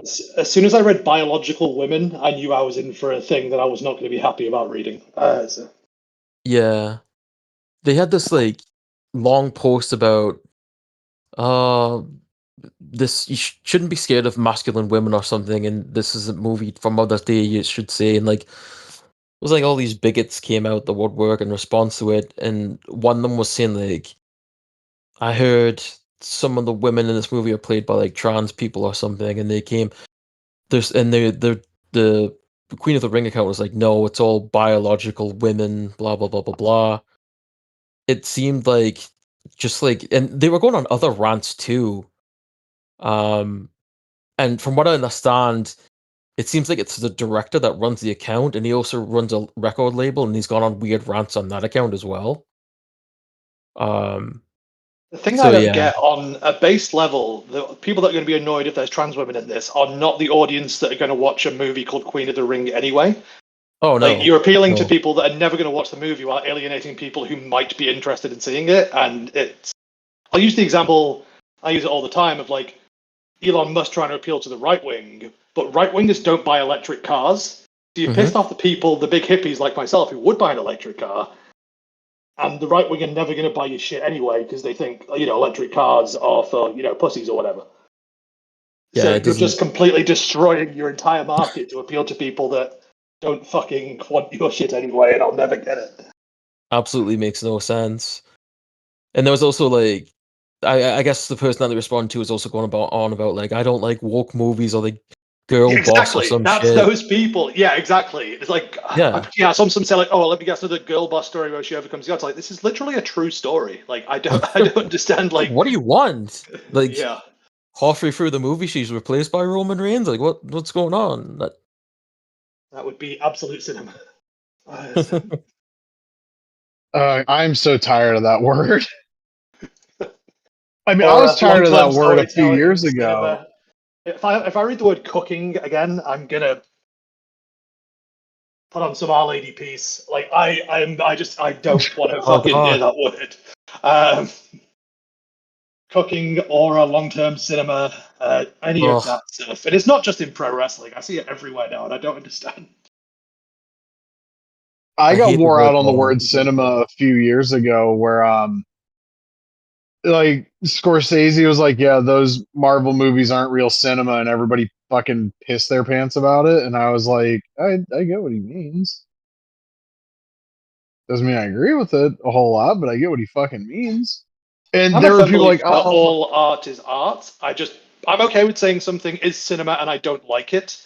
And there seems to be a weird contingent of people, and I'll include pro wrestling fans in this, that if they don't like something, they're not willing to admit it's part of the same thing they like. And I don't really get that. Like, I can say that I don't like listening to 21 Pilots, but they're still a rock band. Yeah. Like, I don't understand this idea to put them into boxes that mean that it's okay to like what you like and none of it is bad. Because like 95% of all art and media is dog shit, and you just have to find the stuff you like. So One of my favorite things I saw this week was someone saying that Man of Steel was a piece of art, and James Gunn's Superbad is corporate slop, which is very funny because Man of Steel has blatant advertising in it for Sears and IHOP in the movie itself. So just to to be claim clear, that, that good movie hasn't released yet, right? yeah, no, it comes out in July. Okay, this is a very strong term to use about something that there's no chance you have possibly watched. Oh, the Like, discourse around that I'm movie is aware that the Zack Ryder people are insane. Zack it's Ryder? just Fuck, not Zack Ryder, Christ. they're insane too. Snyder. Zack Yeah, Snyder. they are. It rhymes. So yeah. I I I feel saw bad that for Zack. trailer. Zack Ryder doing his interview was like, yeah, I've asked about going back to WWE, and no one's sent me an offer. Like, you couldn't get that info out of me through fucking water torture. Like, I'm not going to Yeah, say that in an interview. No, there is no power, earthly or divine, that could have compelled that out of me. I saw the trailer, and I agree with like the idea that like there's the color grading skews really blue. It's not bad. It's just like I like God, this is really blue. I like it I because know I'm that. just so sick of everything being like fucking Call of Duty muddy colors for the past 2 decades. Oh so- yeah, Yeah. I'm tired of the piss filter too. I know that like it's really fashionable to be like this is based like it's heavily influenced by this one thing. And I get it, it's an effective marketing tool. I watched that trailer and I was like, nothing here looks like All Star Superman. Steve Drive shout outs on Blue Sky was like, is it the robots in the fortress maybe? And I was like, that's about the only thing I can think of. And to be perfectly clear here, I'm the guy that left the theater after watching X-Men The Last Stand who was like, that was nothing like the Dark Phoenix saga. Mm. You can have somebody play fucking Phoenix, but like Wolverine doesn't kill her at the end. There's the fucking Shi'ar are not in this at all. Like it's whatever. One of my friends pointed out that like it looks like they're borrowing more from Superman Birthright, which has a compact book available. I want to say in June. So if you wanted to read that before the movie comes out, I've seen so many people try to dunk on it because it's allegedly influenced by All Star Superman. But I look at it. I read that story. I read that story in like one sitting when the compact came out last year, and I was like, oh, you know what? If they're really basing a movie on this, it's fucking cool. And I mean, I don't see the problem. We've had like enough different adaptations of Superman that I don't feel we need to have any specific one. I'll happily watch a new one each time. Like, I'm glad Crypto is there just as a concept because that's an interesting thing we've not seen in the movies before. Yeah. Yeah. I don't like putting out like this is what this is influenced by if it's not. It's like the people that said like fucking Ledger's Joker and The Dark Knight was going to be based heavily on the Killing Joke. Like, Yeah, I remember not that. really. I Well, mean, there's no way they adapt that for the very obvious reason that they're not going to adapt that. But like, Yeah. might be an influence from it. But like, yeah, no, there's no way, especially with like how big Batman Begins was. There's no way they take that level of risk to, like, I mean, that would have had to have been like an R-rated movie, right? And I don't think Dark Knight was R-rated. No, it wasn't, because Deadpool is the first comic movie that was R-rated and did incredibly well, at least in the Marvel and DC universes. I'm just saying the performance by Ledger was like Killing Joke was cited as one of the big influences, and I've read that story a shit ton of times. I didn't really see it. And also that's probably why I was so negative about that movie for years was I had people that had never read that fucking story telling me like, oh, it's just like The Killing Joke. Bitch, you've never read it. Like, goddamn. I think too, it's like when you see influence, what exactly are you speaking towards? Like, it could be a number of things. Like with Gun, I mean, it could very well be the robots and Crypto and the kaiju. I need to read All Star Superman again. I did read it in one sitting as well, but I remember seeing of like monsters like running through the city or something, and I feel like the kaiju is probably inspired by something like that. It also needs like better explanation as to what the influences are. So yeah, I don't know exactly, but also when the movie comes out, maybe it'll be more clear. I don't know. I mean, I feel the people shitting on it are just shitting on it because it's not Snyder. Like, it's all bad faith, and it's around like they could have made it any version of this, but if Snyder wasn't behind the wheel, they're not going to enjoy it anyway, and they've already made that decision. So it's certainly something else. Like I haven't seen anything like this before. Like, and it also doesn't make any sense because like I like the Snyder movies, but like if you tell me like they're not going to make any more, it's like, well, whatever, it is what it is. But to have people dedicate their whole online personality to these movies for the past several years now, it's like, what is happening? Is it an actual cult? Is there like shrines to him built somewhere? Like, Are they going to drink the Kool-Aid and go to the spaceship beyond the moon? Like, what is happening? They're just WWE fans. Yeah, I mean, a lot of them seem to be like MAGA coded as well. It's funny because I don't So it think of works like on the multiple Snyder movies levels. as especially quote unquote unwoke. Like, I think if they released like I don't know Man of Steel now, they would complain there was too many women. Oh yeah, It feels definitely. like the Probably. window has shifted massively, and what they pretended to like then, they would hate now if it was made exactly the same way. There's always like excuses and made up bullshit for how they justify, their viewpoints on things. That doesn't make any sense. I mean, there was one of the big Twitter threads this week was like someone saying, "Oh, when Superman saves a woman in the trailer, oh, she should be dead from that because of the speed and the angle and the way he's coming in and everything." It's like it's a fucking comic book movie. Are we really So doing this? I'd like to believe Superman, over his illustrious career, has learned how to save people without, Gwen Stacying them. Like he Yeah, knows what he's Yeah. doing. Like, but also like, who cares? It's a goddamn comic book. We don't need to actual physics lessons for Superman saving a person. It's come on, what are we doing? but People yeah, are none of those trying people really actually want hard this. to. Like, if you actually gave them an explanation that was like physics based, they still wouldn't be happy. Oh no, It like doesn't. there's like 100 responses by this person. It was the same person that a few months ago made a big deal about one robot saying we don't have personalities, and then the other robot, when Superman looks at her, she's like, haha, he looked at me. Going against what the first robot said. And that was the whole That's the point. fucking joke. Like, Yes, it just but they didn't it get makes me that. think of Rainier Wolfcastle against the brick wall, saying that's the joke. I don't Yeah, understand how media illiterate you have to be to. The idea of a punchline is it, is set up by the previous line before it, and then it's humorous. Like, I feel like I'm like really stupid, and I see this stuff, and I'm just like, I can't comprehend this. it Like, does make me how is feel it slightly better possible? about myself, which is comforting. So. Yeah, I feel the same way when I work. Sometimes it makes me feel like a smarter person. Oh, absolutely. I still can't forgive Snyder for Army of the Dead because, in theory, a zombie heist movie set in Vegas should be my favorite movie of all time, especially Yeah, starring Big Dave, and it just sucked. I don't understand how you make that concept suck. Like, you could have just done like an Ocean's movie alongside zombies, and it would have been fine. I don't yeah. understand how he fucked that. I really like his original Dawn of the Dead a lot, so I don't understand how that one went Which so poorly. it's funny too, because that movie Dawn of the Dead was written by James Gunn. So Oh, I didn't know that. That's interesting.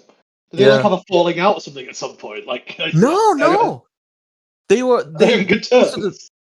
they posted a picture together a few months ago. Oh right, God, that would have broken certain minds. Yeah, and like, I don't know what the Snyder fans at the time said about it. Maybe the scene was held at gunpoint. Like, I have no idea. Oh, I get it. Gunpoint, clever. Yeah, I try. I was looking at the budget versus box office for that Army of the Dead movie. It was on Netflix, I guess. So I don't think it's fair to put a box office thing on a Netflix movie, but it's. Mm, I'm yeah, still probably gonna watch that movie. I've soured greatly on live action adaptations of anything that I like. it's gonna be a I fun month because we've got that and Fantastic Four coming out. So I'm looking forward to Yeah, both. Of them. yeah. I'm hoping both of them are good. I have a And the very new bad Jurassic feeling Park, about. is that this month as well? Yeah, they're like within 3 weeks. Like one comes out and then the next and then the next. I think. Well, the thing about Jurassic Park is the first one is a documentary, and then the rest of them are just bullshit. The first one I think of like Jaws, where it's basically just a horror movie but with big scaly boys. Like on the base level, like it's filmed and paced like a horror movie, and I always forget that until I like watched it with my son when he was about 6, and then he was absolutely terrified. I was like, oh, I probably should have thought this one through, shouldn't I? So, Yeah, but the thing about it, bro, is I commend everybody who went in and found all of that footage from all of the people that were there because it's a documentary and that shit really happened. like the Blair Witch Project, but for dinosaurs. Yeah, yeah. See, the Blair Witch Project was just a rip off of Jurassic Park, if you want to look at it that way, honestly. I Yeah, spent years like just straight face telling coworkers, like, yeah, my favorite documentary is Jurassic Park. It drove one of my friends that I used to work with insane because every time there'd be a new hire, I would just walk up and be like, "Hey, did you know Jurassic Park's a documentary?" And he would just lose his fucking shit. One time I was in the back, like looking through freight for like somebody's order, and I just got on the walkie because I saw Jurassic Park 30th anniversary Legos. I was like, "Hey, did you know we sell educational toys here?" And he's like, "Yeah, we have a lot of like toddler toys." I'm like, no, dude, there's a Lego Jurassic Park set here. I didn't know Lego did educational stuff, and he just like yelled at me over the walkie for a solid like 2 minutes while like I'm looking at the new hires that are like, "What the fuck?" And I'm just like, "This is my favorite bit. This is the whole reason I show up." I love that movie though. I got it. I got a VHS of it at a garage sale in like '99, and I also got the Raw's War Monster ring that day too. And I got home with it and I watched that movie and I was like, "This is the coolest freaking movie ever." And then We you get watched a little it. bit older and you realize it was all real. We watched it in elementary school when it first came out on VHS in music class, I believe. I mean, it is a hell of a score. I mean, that opening theme, yeah. I think it was just like one of those days where we were at like the end of the school year or something. So just like, hey, watch this movie. I feel like we watched it a Oh, few times actually.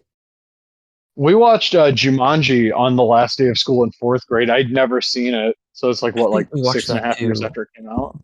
Yeah. Excellent movie. I kind of find I've it only hard to watch seen now it. with Robin Williams unfortunately passing, but I still love that movie. Yeah. I think I've only watched it twice. It was in fourth grade on the last day of school, and I got really, really sick at the beginning of '07. It like March of '07. And it was around the time the White Rapper show had its season, or as they said season finale at the time, but it was the series finale. And I remember like just sitting on the couch miserable and my mom bringing me Subway and just turning it to like TBS and there was Jumanji and I was like, "Oh yeah, I'll watch this. They're they're in the jungle now." And then I fell asleep like right after it was over. I don't think I finished my Um, sub either. I remember in middle school we were watching Mac and Me, and Oh we were having God. lunch while we were watching it, and I was eating like a cheese sandwich for lunch. And I look up at the TV and there's these gross naked aliens, and I just felt like sick. I was like, I don't want to see this shit. So I like stopped looking at the TV and I was like looking down and eating my sandwich, and the teacher was like, "Aren't you watching the movie?"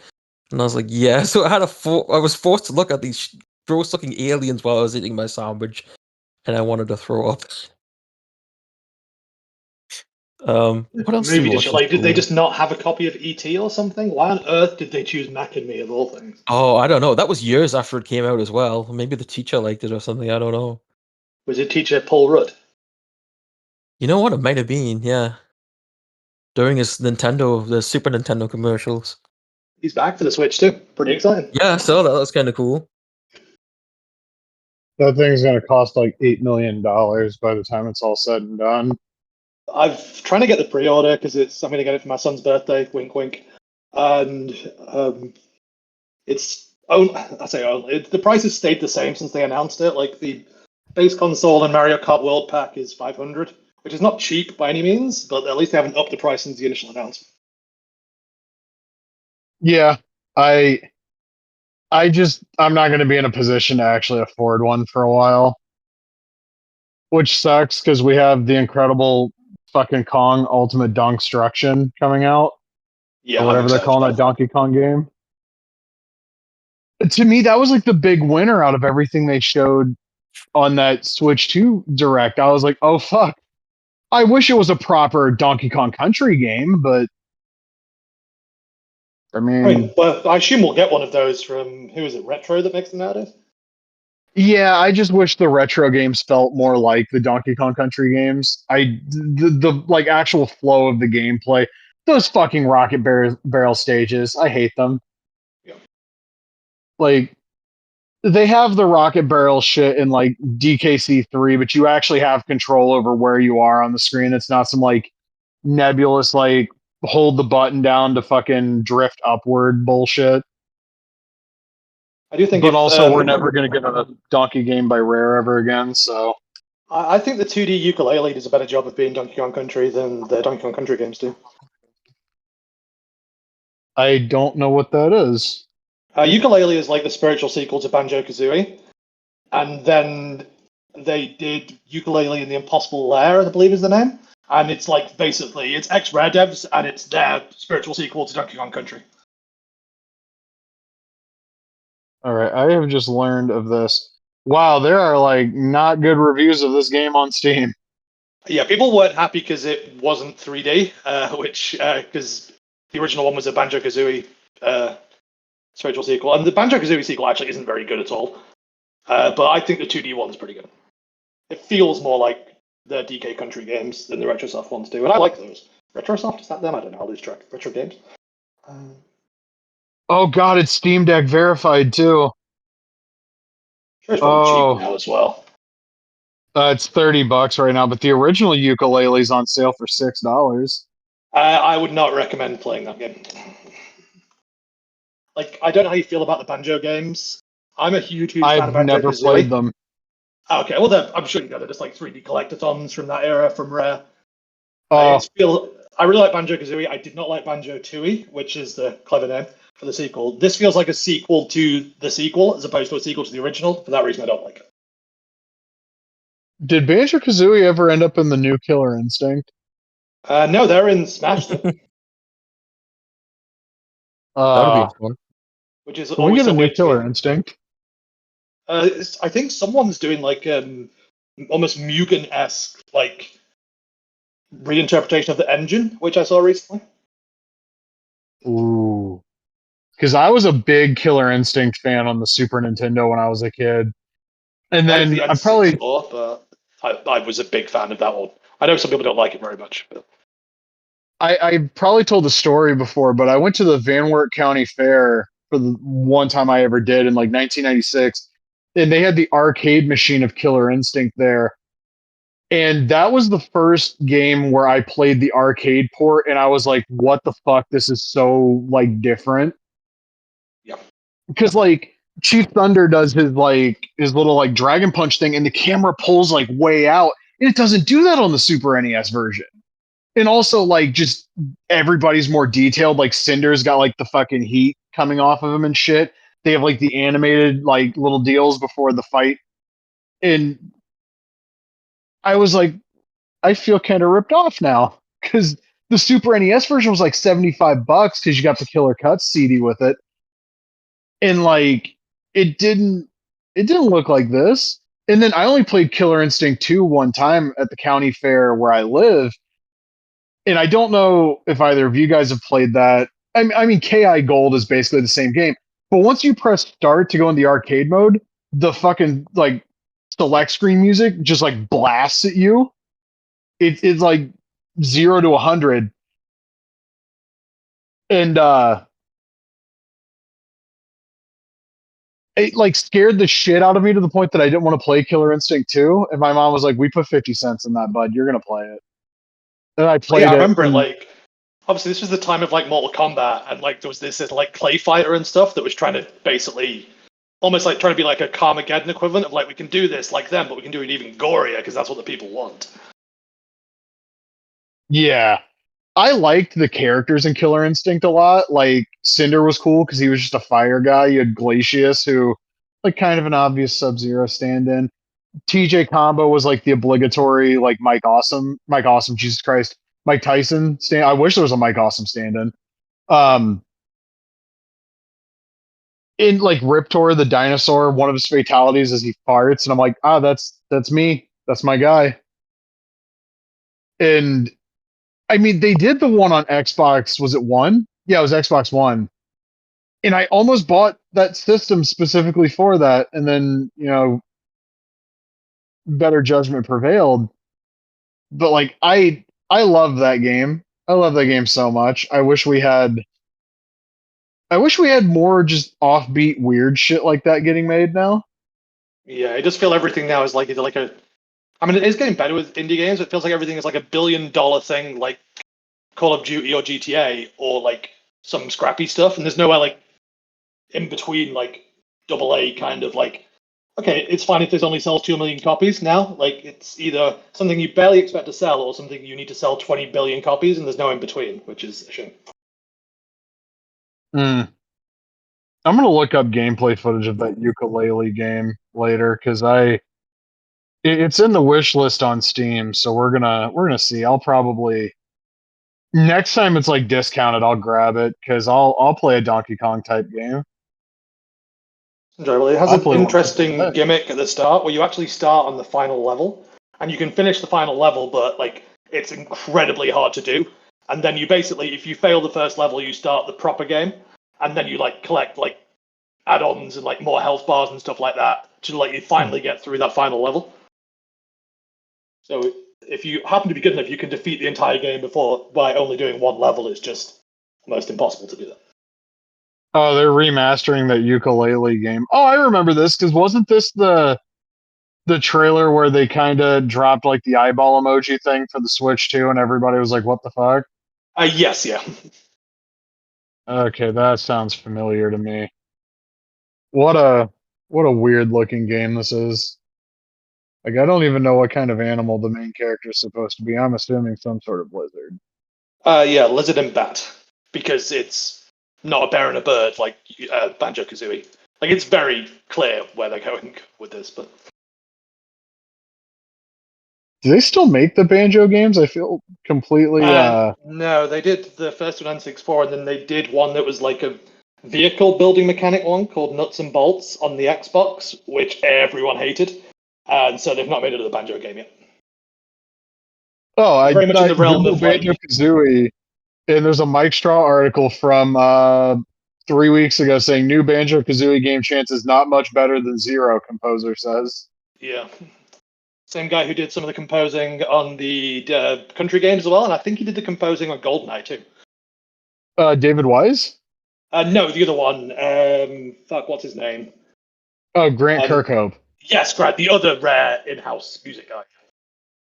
Because David Wise, not only did he do DKC 1 and 2, he did the WWF games on the NES, the first two, the ones that were developed by Rare, Mania and Mania Challenge.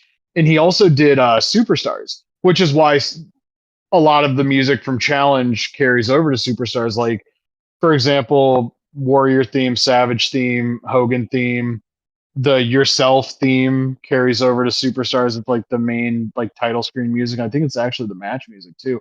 But also there's the Superstars theme, the like late 80s one, the one that's in WrestleMania for NES. That's in Superstars as well. And I can't remember where he did the music for WrestleMania too. Yeah, Mania on the NES. Yeah, the first two WWF games. I always forget those are Rare games because I just don't associate Rare with that era or the WWF at all. Yeah, because they were just the devs. They were like LJN. I guess Acclaim technically publishes WrestleMania, but it's LJN after that for a few years. I still maintain that I really like WrestleMania Challenge.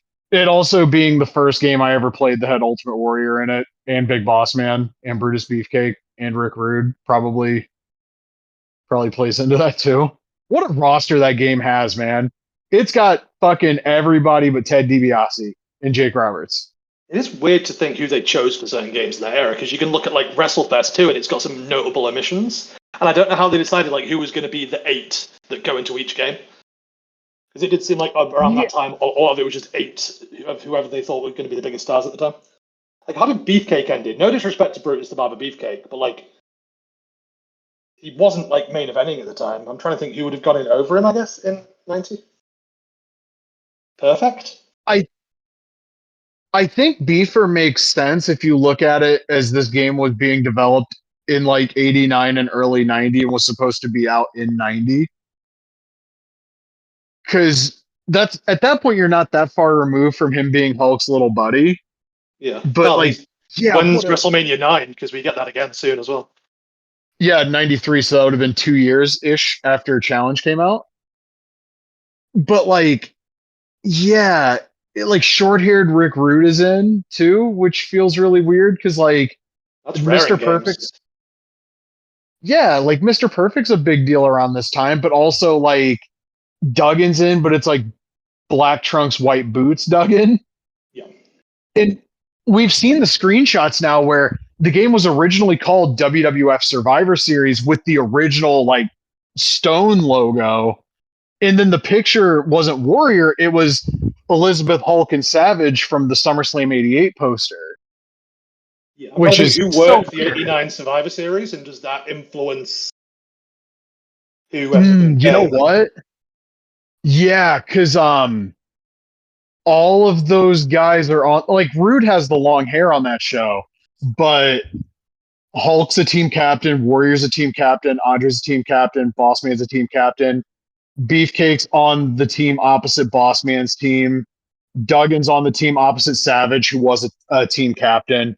Yeah, basically everybody factors into the '89 Survivor Series. It may So genuinely have been like they just decided to have one person for each team, and then that just kind of stuck, with the occasional exception. But like yeah, like the Ultimate Warriors is Warrior, Neidhart, Michaels, and Janae, and only Warriors are yep, there.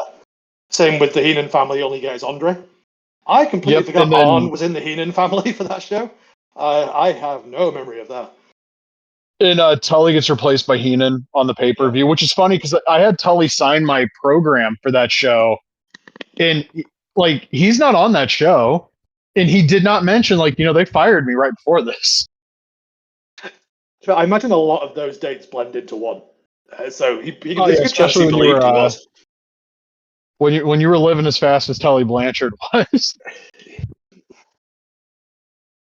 But yeah, I've always Is that when loved he that was game. fired and then couldn't go back to WCW because they leaked his drug test results or something like that? Yep. Yeah. And then One Man Gang signed my program. Also, did not note that he missed the show. That was such a fun convention. Honky Tonk Man signed that thing and was like he would have rather been anywhere but there, which like I mean, that's not relatable. Brutus Beefcake was sitting in like one of those chairs they put like quadriplegics in. sure. He was sitting in one of those, and I'm like, God, Beefer's fucked up. And like he signed my shit, and like an hour later before I left, I see him like walking around, and I'm like, what the fuck? Like a sympathy gimmick? Or like, oh no, well, I'll go pay him some money. He's clearly in a bad way kind of thing. I wanted to get that signed by everybody that was there that I could get it signed by, and then Jake Roberts fucking just leaves an hour before I get there. So thanks for that one, Jake.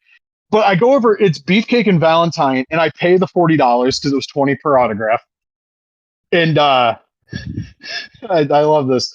Greg Valentine's not paying attention, but like the program's right in front of him. I've obviously paid the money guy because the money guy moves the program from in front of Beefcake to Valentine. And he kind of looks at me and looks at the money guy and goes, "You paid, right?" And I'm like, "Yes, Greg Valentine. You did not have to brother me in front of everyone. Why would you do this, Greg?"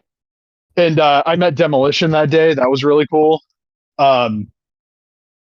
Axe tried to make a joke about, everybody's on the keto diet now, but back in my day, it was the Saito diet because he'd hit you in the mouth with an elbow and you wouldn't be eating solids for a week or something like that. And I was like, oh yeah, Masa Saito. I'm a big fan of him. And Axe just looked at me like I was a fucking alien. That was a great day. I met Sting that day. I told Lex Luger like the first thing I ever remember seeing is you body slamming Yoko, and that's kind of the reason I'm here. And thank you, sir. And he just looked at me and just goes, "That's great." And I'm like, okay, buddy, love you, Lex. That was God. That was October '09 or not '09, 2019. I don't know if it was a joke or not, but like I saw someone say that Lex didn't make the WrestleMania bit where they walk out the headliners because he chose to go to WrestleCon instead because it was a better payday. And I still don't know if that person was joking or if that's actually what happened. I think he said he was just exhausted from the fucking signing or whatever, and was like, "I'm beat, guys." But in my head, I would prefer to believe that Lex Luger was like, "Ah, yeah, no, I got the Hall of Fame induction. Fuck y'all." He walked out on WWE again the second time. He showed up at He was WrestleCon in the like, puffy shirt. That would be amazing. Lex is just like, "Haha, I made you guys admit I'm the shit. Now go fuck yourselves." I'm gonna go sign with Sting. If they'd found He a way said, to like bring him out on Dynamite on Wednesday in the puffy shirt after the Hall of Fame, it would have been incredible. Oh, that he would have been a comes great out bit. saying, Yeah. he says, "I've had enough playing with kids. I'm here to play with the big boys." uh, That's what he said on Nitro a few weeks after. It was maybe it was the Nitro, the first Nitro when he came out. It was I the think first so. because he has the shit with Hogan, Yeah. and then they wrestle each other the next week. Which for all the consternation about them, and I still think they were right to do it, having the Goldberg title change on Nitro. Nobody ever mentions they gave away the Hogan and Luger match, which was actually a huge fucking deal. They gave that away on Nitro the second week. Yep. I mean, they Which also now had, that I think they back also was had 9/11, Jesus. just not 9/01. When was the other Hogan and Luger match where he won the title, which was later on during the NWO stuff? Or is that the one you That mean? was Because they did that twice. yeah, the 9/11 one is the second Nitro where Hulk's a babyface, I guess, and Lex is just back in. The title change is that August 97? It's August, is it 10th, 97? Maybe. I feel 'Cause that's another one that's kind of been SummerSlam's- forgotten to history because that felt like the biggest moment in the world when it happened. Oh yeah, no, that was a huge deal. We didn't fucking watch a second of Monday Night Raw that night. That whole Similar 3 to hours. the Raven Goldberg match felt huge as well. I forgot for years that they have a match on Thunder in like October '98, like right before the famous DDP Goldberg match. That match. And I'm not one to throw out phrases willy nilly like the best match that ever happened on Thunder, and not that that's a particularly high bar to clear, but goddamn, that Goldberg and Raven match rules. Yeah, it really, really does. And the one where he fucks up the entire flock en route to beating Raven, like the night after Spring Stampede '98. That's like one of my favorite TV matches ever. And I was kind of jacked when they did that with Wardlow and American Top Team. What was that, like? God, 3 years ago now? Yeah. Whatever happened to Wardlow? I gotta assume he's pissed someone off or something. Like, they tried various times, and it felt like every time he was gaining any kind of momentum, he just disappeared off the face of the earth again. And I don't know what the hell happened with any of those. Like, I Yeah. still know to this day if like the whole thing with MJF and him not showing up in Vegas, whatever, was a work or what the hell that was, but that was deeply confusing and did not help Wardlow in any way. No, it did. It also didn't help Wardlow that he fucked him up, and Max doesn't sell anything on Wednesday, and Wardlow's not even on the show. Yeah, there's a lot of weird booking choices there. I'm never Remember- in general. Remember when they did the thing where like Scorpio Sky had the challenge for Wednesday on Dynamite, and everybody's like, "Oh fuck, it's gonna be Wardlow," and then it was Dante Martin. I had a friend who was at Double or Nothing that was like, everybody in the building was so ready to see Wardlow again, and when it was Dante, everybody was just like, okay. God, remember Dante Martin? Remember Scorpio Sky? I remember Dante Martin was on TV this week losing to the Hurt Business. I mean, remember Dante Martin? I mean, it didn't seem like any time they gained any momentum, one of the brothers got injured. Like, it was terrible timing for a lot of it. Yeah, and Is Scorpio there's Sky other still there? reasons, I'm sure. Technically, he's still under contract. Yeah, he hasn't been on TV in 2 years, though. I do kind of miss in the kind of scrappy way where they didn't have anyone signed but still made good TV by using everyone. Like in the kind of like Bischoff way where there was Russo way where there was always some storyline for everyone. Whether they're especially good or not, you at least saw them all the time. And it feels like there's people there, like, I'll even use Claudio as an example. I'm glad he's on TV all the time, but I still don't feel anything he does really matters. He's just like a fourth guy in a stable. I miss the Dailies Play stuff insofar as they had a consistent roster. Yeah. Once they went back on the road and it's like, oh, we're going to do a rotating roster. You can't do that. Yeah, it doesn't. And if you're going to do a rotating roster, you have to have a rotating roster that is consistent.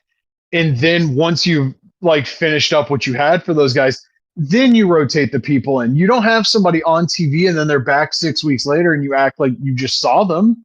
Yeah, where the hell is Juice Robinson? Is he injured? I have no idea. He's still injured, yeah. For him, but like, this feels like there's a lot of people that should be on TV. Or like, if you are going to have a rotating roster, you've got to have enough where like you have enough stars that there's always one star there all of the time, and it doesn't feel like that way all the time. I I will say this. I understand that Wednesday's show did the highest number in like close to a year. That was one of the worst episodes of Dynamite in a long fucking time. I enjoyed it. I hated the cage match was what you said it was going to be, and it was going to be like a bunch of run-in bullshit. But I've just kind of expected that with the Moxley stuff now, unfortunately. I've started to see people like turn around on the Death Riders thing because like one of my mutuals on Blue Sky's like, I actually like it now, and I'm like, in the way it's like, oh, every time somebody gets close, it's like a holy shit moment, and it's like, no, it's not a holy shit moment because you know nobody's gonna fucking beat him. You're literally saying like, actually, 2003 Triple H was good. It drives me nuts. And then fucking Gabe Kidd shows up, and it's like, oh, we just got all the fucking dumb fucks over here now, don't we? Yeah, but it seems people have forgotten like that weird thing where we went on like a big mental breakdown and started like accusing people of things, and like that was a thing that happened for a while, and it feels like that's been entirely forgotten. Like, and then he Bo retired and a bunch of other weird stuff. Like that whole thing has just kind of been forgotten, and I don't really know to this day what happened there. But yeah, I don't know. I watched that match with Kenny Omega, and it was one of the worst matches I've ever seen. That match made no fucking sense. Also goes back to like it feels like any chance they get, they'll bring in someone from another promotion, which I get during Forbidden Door, but like once in a while you've got to rely on the guys you have. And I guess this is partially because Pat got hurt. Yeah, it makes sense. But I feel there's other people they could throw in, like throw in Marina. She's there. Well, I saw people speculating. I didn't see the Fightful Select report, but I saw speculation that they're going to have Willow and Marina in Anarchy in the Arena. That'd be cool. Yeah, it seemed that way. So, like, I mean, I'm all for it, I guess. Swerve said these guys and this girl. So, yeah. I'm guessing... It makes sense, yeah. And would that be I'm guessing... They've never done a women's Anarchy, right? It's all been guys so far, and there's not been an intergender one or anything. Yeah. I see people saying we need a women's blood and guts match, and I don't think we do. I think they actually do the plunder stuff really well with the women, but I don't... Like, we have two things already locked in. It's from like Elimination Chamber now, where like it doesn't feel like you're building to anything anymore. It feels like you're finding a way to justify making these matches happen. Yeah. Yeah, you know there's going to be like a big stable match at Double or Nothing, and you know now, based on the last several years, you know whatever happens in that match is going to spill over into Blood and Guts whenever that match actually happens. Yeah. I just wish they would have them, like, at least they're not like pay-per-views named after them, but it does feel like, oh, I know where this is going. Like the second there was 8 people in the ring, I was like, okay, this is the build for that. Yeah, I don't know. I did like that Gabe Kidd was wearing a Newcastle United shirt. I guess that was a shout out to Pac. But it was interesting. I know Gabe's from. Is he UK based as well? Yeah, I can't remember exactly where he's from. But it was funny though because a few days before, like they had the New Japan Strong show, and it was the Bullet Club War Dogs against the Young Bucks and Gallows and Anderson, and he kind of promo calling them like old and shit and all that. And then a few days later, he's out there with the Young Bucks, so it's like... And he's always a guy that's like, fuck AEW, fuck WWE, New Japan, Ichiban. And I saw there was like some translated tweets from New Japan fans saying like, he says that now he's in AEW, you know? I guess the logic is storyline-wise, like, well, he hates AEW and he's joining with the guys who are trying to destroy AEW and what have you. That's true, I guess. But the thing is, like, there's going to be a lot of pissed off people if he actually joins AEW, if he's actually leaving New Japan. Absolutely. Yeah. I mean, I feel understandably, like, that's... I think he should go to WWE so I never have to see him. I don't know if they'd allow him to cut promos in WWE. Well, you'd probably be happy about that too. Say that wouldn't be the end of the world.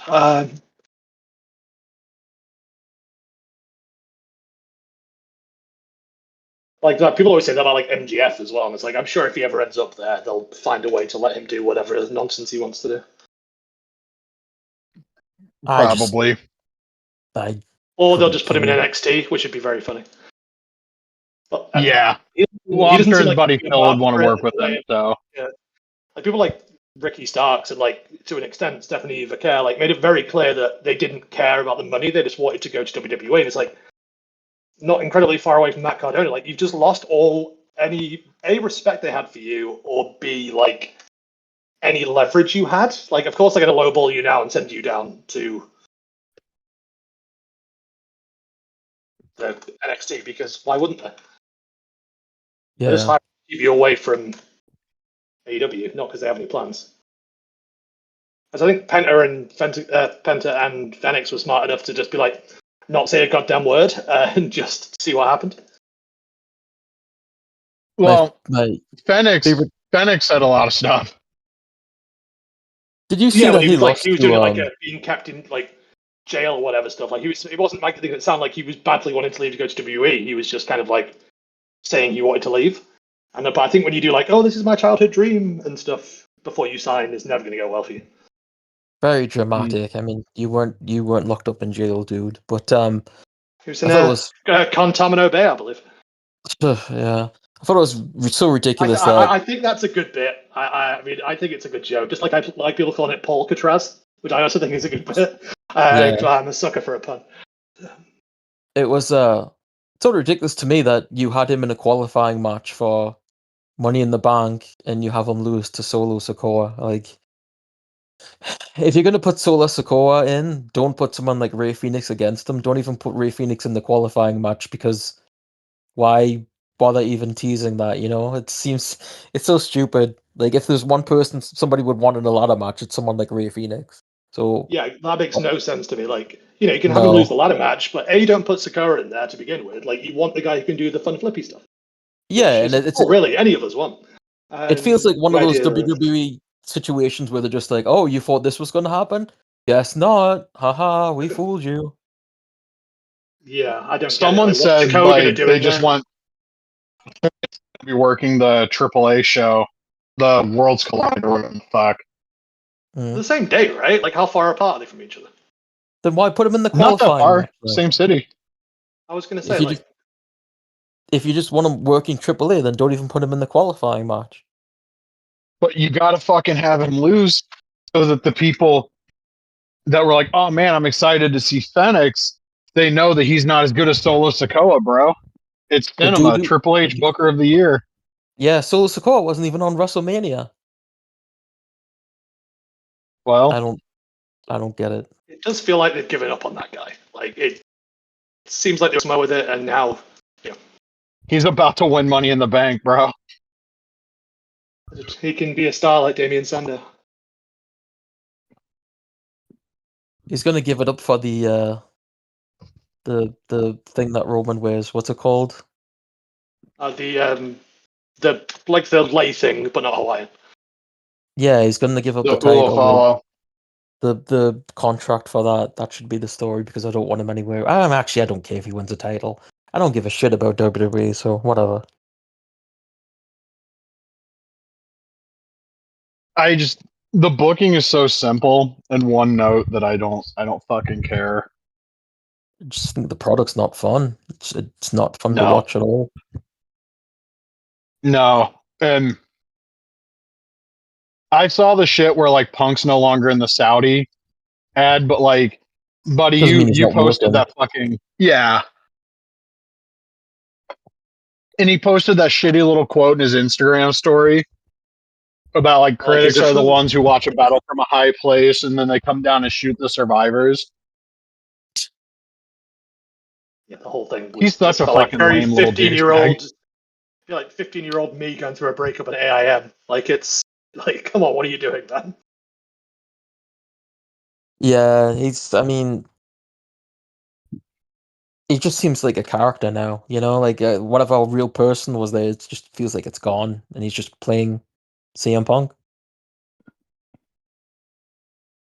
And a lot of the time he's not even doing like a particularly good impression of himself either. No. Like the promo right after the chamber, the first half of that where he's yelling about Rock and Cena, that was good. Yep. But like I can't co-sign that guy being that much of a bitch. Let's talk about something more fun. Did you see the footage of LA Park beating up that fan? Yeah, I think that's more that's fun. my goat. Yep.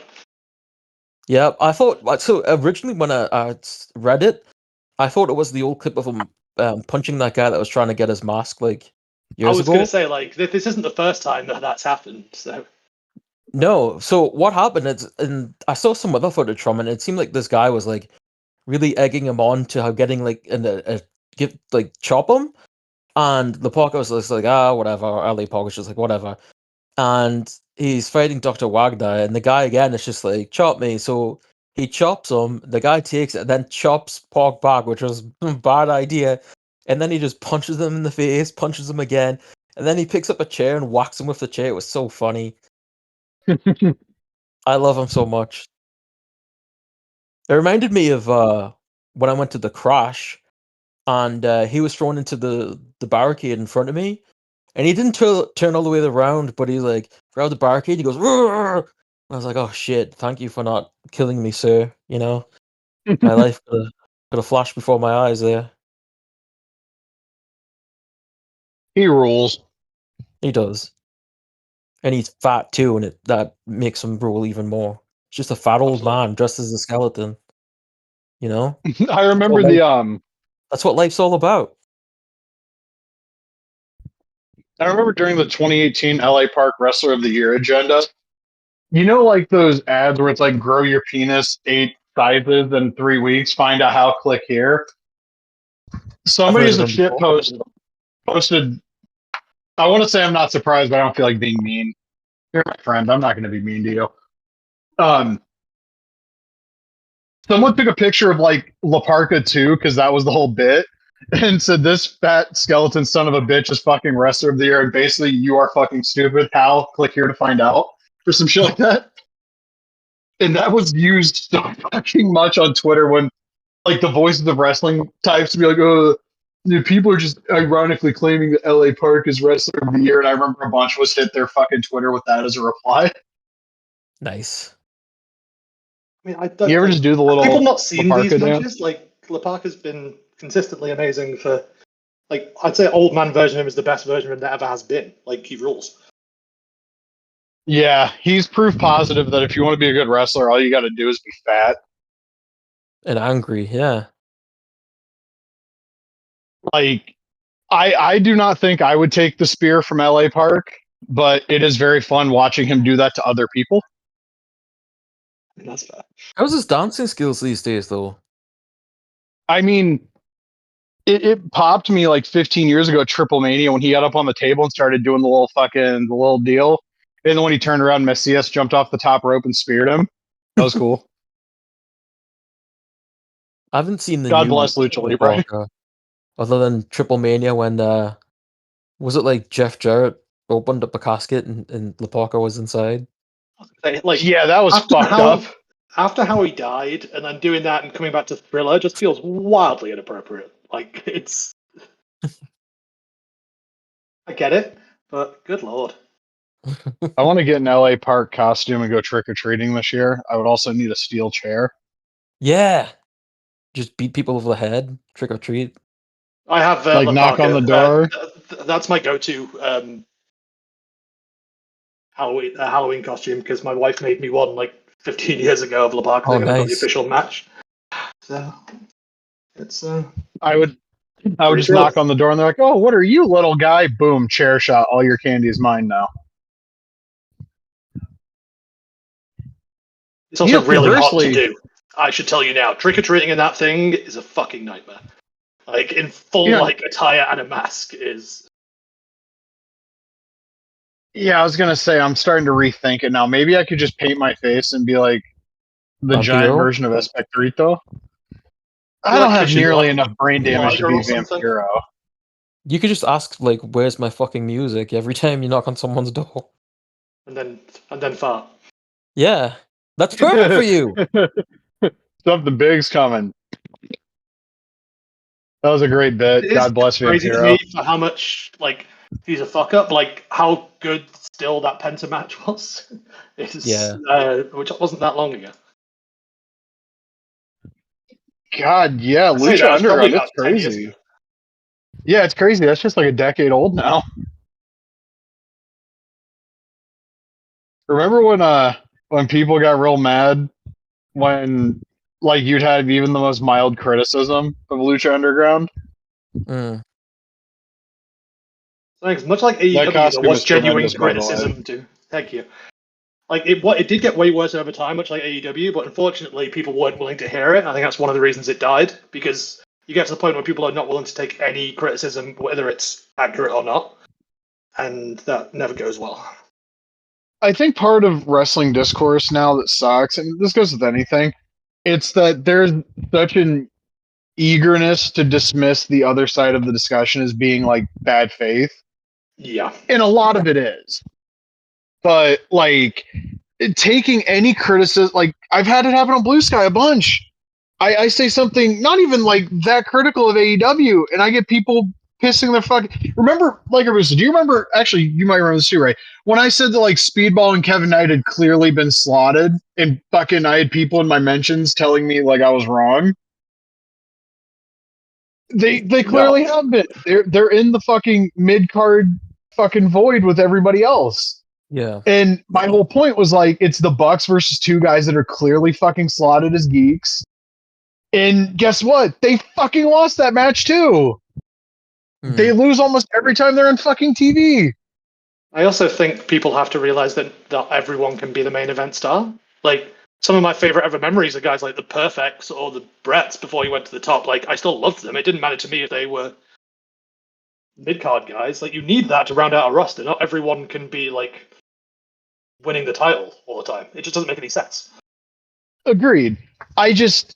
When they announced that tag match and it was like one of two things for TV that week, it was just like, I'm not interested in seeing this. The Bucks are going to win. There's nothing here.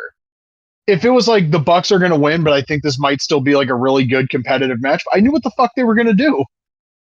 So it's like, oh, the Bucks are going to do a Bucks match with a couple of geeks. I don't fucking care. And I ended up tuning most of that match out. I couldn't tell you what happened. I know the Bucks won. But like, it's fair to criticize AEW's booking because a lot of it doesn't make any fucking sense. But if you criticize the booking, there are going to be people in your mentions in about 14 seconds that are going to bitch at you and call you a WWE fan or whatever. Like when I made a post about the WCW YouTube page and somebody randomly just came into my mentions on Blue Sky, like, well, AEW's lasted longer than WCW, and like, no, it hasn't. I If mean, you just go with right? like the turnaround, I think that's what the guy meant. Yeah. But like, Turner owned WCW was 1988, like the fall of 88 through the spring of 01. AEW's got to last another 6 years, and then they'll be there. They'll be on the cusp of it. But like, also, why are you replying to me talking about WCW with like AEW shit? Like, Yeah, that's weird. I like AEW. At multiple points, I've basically said AEW fills the same void that WCW used to for me as a fan. But like, that fan base is so like sensitive to any sort of criticism, and I understand that like a lot of it's in bad faith because WWE fans are insane people, and then WWE fans will pretend like they're the victims when they've literally been picking these online fights as long as I've had the internet. I mean, that's But fandom like, as a whole. I mean, we were talking about like the Snyder fans earlier. There's like every piece of media has these type of fans that are just like rabid and ready to attack anyone that if they even think says anything about the thing that they love. They're ready to pounce. It's yeah, insane. I don't get it, but it is what it is. it's just like the WWE fans, they would shit on the TNA fans for years. Right. And it's like, anytime a TNA fan would say anything, they'd be like, "Ooh, why can't you just leave us alone?" Like, oh, everybody always shits on WWE, and it's like, would you guys take a look at how you act towards anybody who fucking likes wrestling that isn't WWE? Because we saw it when Ring of Honor got the TV deal in 2011 and surpassed TNA as the number 2 company. We saw it with Lucha Underground. We saw it with New Japan. We've seen it with AEW. They're doing it with CMLL now too, because since WWE bought AAA, these motherfuckers are the world's biggest Lucha Libre experts, even though they don't know shit. Mm. And they act like WWE is the underdog brand. Like, for the better part of 40 years now, they've been number one. Like, you're just Disney fans at this point. And I hate Disney And fans. it's interesting. People like posted that La Parka thing or LA Park with, oh, and this is the traditional Lucha Libre that we're trying to protect. And my initial answer was, hell yeah, this is exactly what we protect. This is what Lucha Libre should be. Goddammit. Yeah, like and again, the idea of like, oh, we're going to present traditional Lucha Libre, then you're not presenting AAA because they're not traditional Lucha Libre. Yeah, exactly. And also, what the fuck happened with Collision last night? Because I didn't watch the show, but apparently, like, there was just weird issues with the show airing. Apparently, The just cut off 30 hierarchy- minutes before the end. The hierarchy of the AEW universe changed because Black Adam came on, I guess. Fuck. Yeah, The Rock killed the stream. The Rock's a fucking dummy. His head's also a different shape than it was 5 years ago. Wait, are you talking about the Smashing Machine trailer or just in general? No, I'm saying like all that growth hormone fucked him up. Yeah, that's true. So, method acting becoming Kerr, right? So, Yeah, what if you put in the Pride mod, what if you put in The Rock as Mark Kerr? I was like a fourth attire. Yeah. That would be really funny. I have to have a good shot of his weird fucking looking head. Change all his taunts to be from Black Adam poses. Oh god. That movie sucked, by the way. Oh, absolutely. Oh, yeah, people got I'm to see half of surprised. it after Collision. So.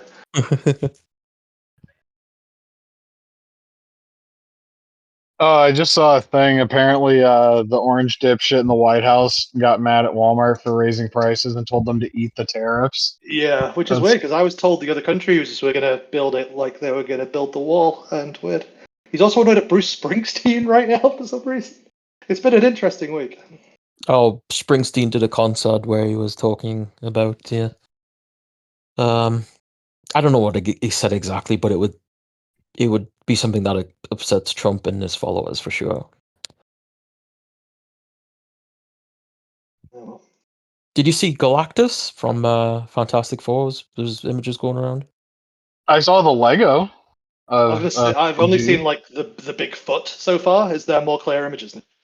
Yeah, there's like I don't know if it's like digital renders or whatever it is. It doesn't look like it was something that would actually be in the what would be in the movie itself because it doesn't look realistic enough, if you know what I mean. But apparently that's the design. I mean, it looks Shout outs good. to Big G. Looks like Galactus. He's not a cloud.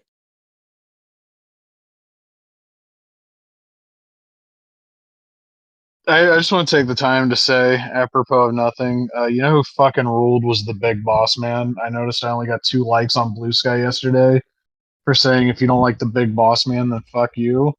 And I guess that means that everybody else on Blue Sky thinks Big Boss Man sucks. I didn't see this post. I just wanted to make it clear. This wasn't a personal attack on you or the big boss. No, Well, I use take it Blue as Sky both. anymore. I just want you to know. That's fair. I'm I mean, just that's fucking reasonable. around.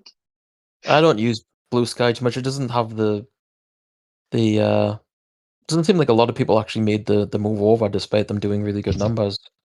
Yeah, I'm Yeah, hoping but it I don't want to changes. see a bunch of right wing propaganda and bullshit. But also, I don't want to see the Blue MAGA shitbags fucking shitting on Sabu. And let me be perfectly clear about this. Everybody from Blue Sky who jumped on like Bix's replies last week to make jokes about Sabu being dead or talk about how wrestling is fake, those people can take a fucking brick to the back of the head, just like the red MAGA douchebags. I didn't see any of Because that. oh, dude, you should have. Oh my god, I know I referenced it to you when it was going on, and I was just like they're the same thing as the people on the other side. They just claim to oppose. It's the thing of I don't want anything to get better. I just want the other side to lose, and because wrestling, the one wrestling company they know about is Trump. not even Trump adjacent. They're on his fucking lap. They just assume everything is that way, and it was horrible. Like, oh, I guess no more barbed wire wrestling for him, huh? Like, yeah, somebody should wrap some barbed wire around your throat and throw you off a fucking bridge. See how funny that is. Fuck Damn. off. The dude literally had just died. There's a lot of Like, weird discourse about like GCW and stuff too. well, that Joey Janela interview didn't really fucking help him now, did it? No, it didn't. What all a of that stupid was- little motherfucker. I mean, Like- we've had seen this before with like Effie and the Shad Khan comments as well. Like, Brett just needs to tell his guys to shut the fuck up, or you don't work here anymore. Like, it's The Effie Shad Khan comments were like, oh no, Tony's running Hammerstein Ballroom. Who gives a fuck? yeah. Like, Especially because like, you're only running it because you're trying to do an ECW tribute show. Like, it's not like it's Yeah. something you invented. and also, they're in bed with goddamn WWE. GCW, I mean, like, Yeah. WWE ID Town on the shows. They booked Natty for Bloodsport. They booked fucking Killer Cross for Bloodsport. Mhm. Like, oh god, that company peaked WrestleMania weekend 2019 when they booked LA Park versus Masato Tanaka. They have done I was at that basically match. nothing of. That's. I was at home. I had to sleep. I couldn't watch that live. I was so upset. That match was awesome though. I had like the second row seat and I got there late because Joey Janela said they wouldn't start the show until everyone had arrived at the building, which is bullshit. Because I got in and I was like, well, there's nowhere for me to seat, so I like had to stand, and I think I came in as that match was finishing. That match was Like, so neat. You can't but, like, make that since promise then- because what does like until everyone's in even mean? Like, there's a million. Like, are you going to count every attendance? Like, I don't understand how you even say that and can justifiably mean anything by until everyone's in. Like, that's Yeah, I mean, a vague term. I definitely didn't believe it. I was like, yeah, okay, whatever. And then when I got there, I was like, well, I can't even get to my seat. That sucks. I probably would have died during that match though, so that's probably a good thing. You seem to keep getting in trouble at these things. So. Yeah, I don't know what it is. I mean, that weekend especially, it was like everyone was just after me and wanted blood or something. I don't know. What did you do to Takeda, bro? I don't know. He's the one that fell on me. I didn't do anything to him. Are you sure you didn't provoke him? No. I'm a very quiet person. I don't do anything at wrestling shows, but sit there. I kind of do the same thing, although cheering. during Just sit there in silence. Pretty much. I mean, I'm not the one to like go crazy unless I've had like a few drinks or something. But like mostly, I'm pretty stoic. So yeah, I just kind of sit there and watch. when I saw the Jericho Appreciation Society town hall in Columbus a couple of years ago, every time somebody said something mean to Jericho, I just yelled, "Talk that shit." People in my section did not like me very much during that segment, but I had to make it known that I also do not like Chris Jericho because he sucks, and I hope he doesn't re-sign with AEW because that would be a very nice thing to happen as he goes back to WWE where he belongs. It would be, yeah. I mean, he's going to do it at some point, right? Like, he's been putting out the feelers to, like, of course, I'd be a fool not to do it. It's like, all right. Yeah. I'd be a fool not to turn my back on a guy who's paid me more money than they ever did. Seriously. Let him go to like Like, NWA or something instead. It'd be really funny if he Oh, God. like thinks he could go back, like, and then it was actually, sorry, we have nothing for you, Chris. And then It would be I could really actually- funny just to see the backstage footage of him and Punk having to pretend like they like each other. I assume that we're still having the thing where Punk has to pretend he likes Regal, right? So Yeah, that was very awkward. Yeah. But I could see Triple H not wanting to bring Jericho back, but oh, he never liked him. Very yeah, clearly. but like, and Nick Khan would be like, yeah, let's bring him in, you know? And then we would get the Festival of Friendship 2 or whatever the fuck, because people thought that shit was real hype in like 2017, and I was like, this shit sucks. Oh, they I'm definitely telling were you. bad, Kevin weren't Owens they? deserve better. You can go to NWA and have like they can have like a Smashing Pumpkins, Fozzy bullshit tour or whatever. Just yeah, there you go. They could do a whole they could do a War Games match of like Billy Corgan and 5 guys against Chris Jericho and 4 other dudes that donated to Donald Trump. There you go. I'm sure there's no shortage of them on those NWA shows anyway. What was that EC3 promotion called again? Oh, Control Your Narrative. I Control heard Your you were a big Narrative, yeah. fan. Yeah, is that going to come back now that Braun Strowman's was released again? Is EC3 like still a thing? I think he's in the He's NWA still- as well, isn't he? Yeah, he's in the NWA. So no is Yeah. the answer. You asked me that like I have any clue what's going on in the NWA. Oh, I don't. I thought you were the biggest fan on the planet. No, that was when Trevor Murdoch was champion.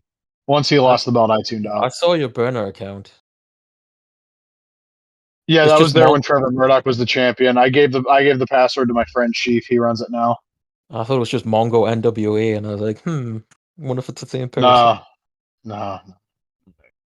Someone on Twitter called That's Our Mongo that always throws me off because Yes, yeah. Same. Shout outs to that account.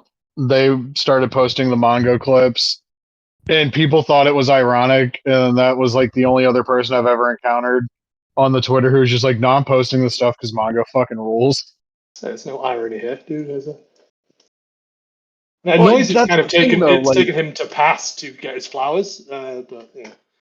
That's pro I mean, I wrestling. said it last week. It disgusts me how long it took them to put him in the goddamn Pro Football Hall of Fame. Yeah.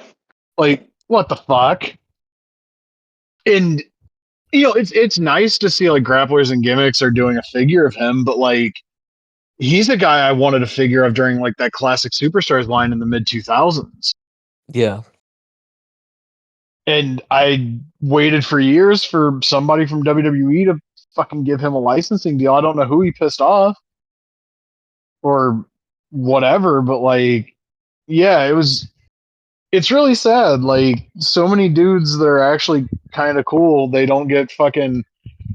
Like, I feel like the public perception of Sid had changed enough by the time he passed, such that like I saw more positivity about Sid. Mm-hmm. But like, there was still a point a few years ago where people were like, "Oh, you think X wrestler is bad, but you like Sid," and it's like, yeah, I do. It's funny Sid because fucking rules. in regards to Mongo, his first appearance on wrestling was in WWF. People forget that. It's in the Lawrence Yeah, the Taylor LT match, Big right? Him. Yeah. Yeah. What a main event that is. All due respect to LT, shout outs to Bam Bam. Shout outs to Salt and Pepper as well. Yeah, especially them. I picture them with Brett. It's maybe one of my favorite things ever. I remember there was like a Salt and Pepper reality show on VH1 in like '07, I want to say. I watched every episode of that shit. Wasn't one of them on like, what was that VH1 show that was like celebrities living in a house? Surreal Life? Yeah, I was get that confused with like The Sweet Life or something. That was the Salt and part- Pepper show ran for 2 seasons. That's crazy. I just remembered it like being 1 season. What was the Paris Hilton and her friend show called? The Simple Life. Yes, that's why I was getting confused. I was gonna make a joke about whatever the adult film was called, but I don't remember. One Night in Paris. Oh, thank you.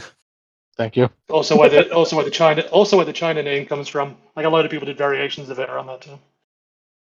I'm not proud of this knowledge. I just happen to know.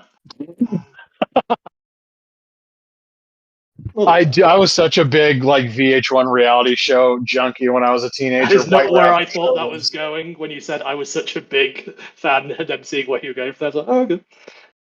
No. We're not going to talk about my internet search history in 2007. Suffice to say, the words Gianna Michaels would appear a lot on that. Anyway, I was a huge fan of the White Rapper show. Celebrity Fit Club, I loved that show because of the one season where Gary Busey and the Snapple lady were fucking going at each other. That was hilarious. Gary Busey called her an idiot. Can you imagine being called an idiot by Gary Busey? I don't think I'm coming back from that. Yeah. And he had these acronyms like team together, everyone achieves more, the thing on the wall when you're in fucking first grade. And his one at the end was sober, son of a bitch, everything's real. And I thought that was funny. I watched The Surreal Life. I remember the one season where the little fella from Austin Powers got on his like little scooter gimmick and went to the gym in the house and like just pissed on the floor. I remember that, yeah. I also remember having the realization watching that he looked like if you put a singlet on him, he could have been like King Kong Bundy Cito. Or just Bundy Cito. I'm trying to think of what It would have WWF been would have called him cool. there. Something wildly offensive. Like Lord Littlebrook. They would have called him like Ding Dong Bundy or something. I mean, that is 100%. If they would have thought of it, that's what would have been. Yeah. Yeah. And there was like China was on a season of The Surreal Life, I think, and like Waltman shows up, and like fucking Yeah. Peter Brady was gonna go out and fight him, and I was like, let's fucking go. Yeah, those shows were crazy. Yeah, The Flavor of Love, that show was something, and then that spun off to that like I Love New York show that David Yep. Otunga was on a season of. Mm-hmm. Is that I with watched his that wife, show. I'm guessing, because his wife's like legitimately famous and a real person, not just a wrestler. Yeah, they got together afterwards because I think he's on season 2, and I don't remember if the one dude who looks like he looked like the guy from Burn Notice. He won that season. But that Flavor of Love show also spun off that like Charm School show. Yeah. That was a weird one. Like I watched every episode. Dude, if it was on VH1, I'm not even gonna lie to you. My TV was just on VH1 all the time, like 06, 07. I don't give a fuck. You could be like, hey, there's a show, Heroes. I don't give a fuck, bro. White Rapper shows on Mondays. What a time. And then didn't they go on with that celebrity block until somebody like fucking killed their family or some shit? I mean, probably. We have completely gotten off track of anything remotely resembling what this episode was Is this originally anything supposed new? to be. No. No. Oh god, this is gonna be like a fucking Yokozuna sized episode.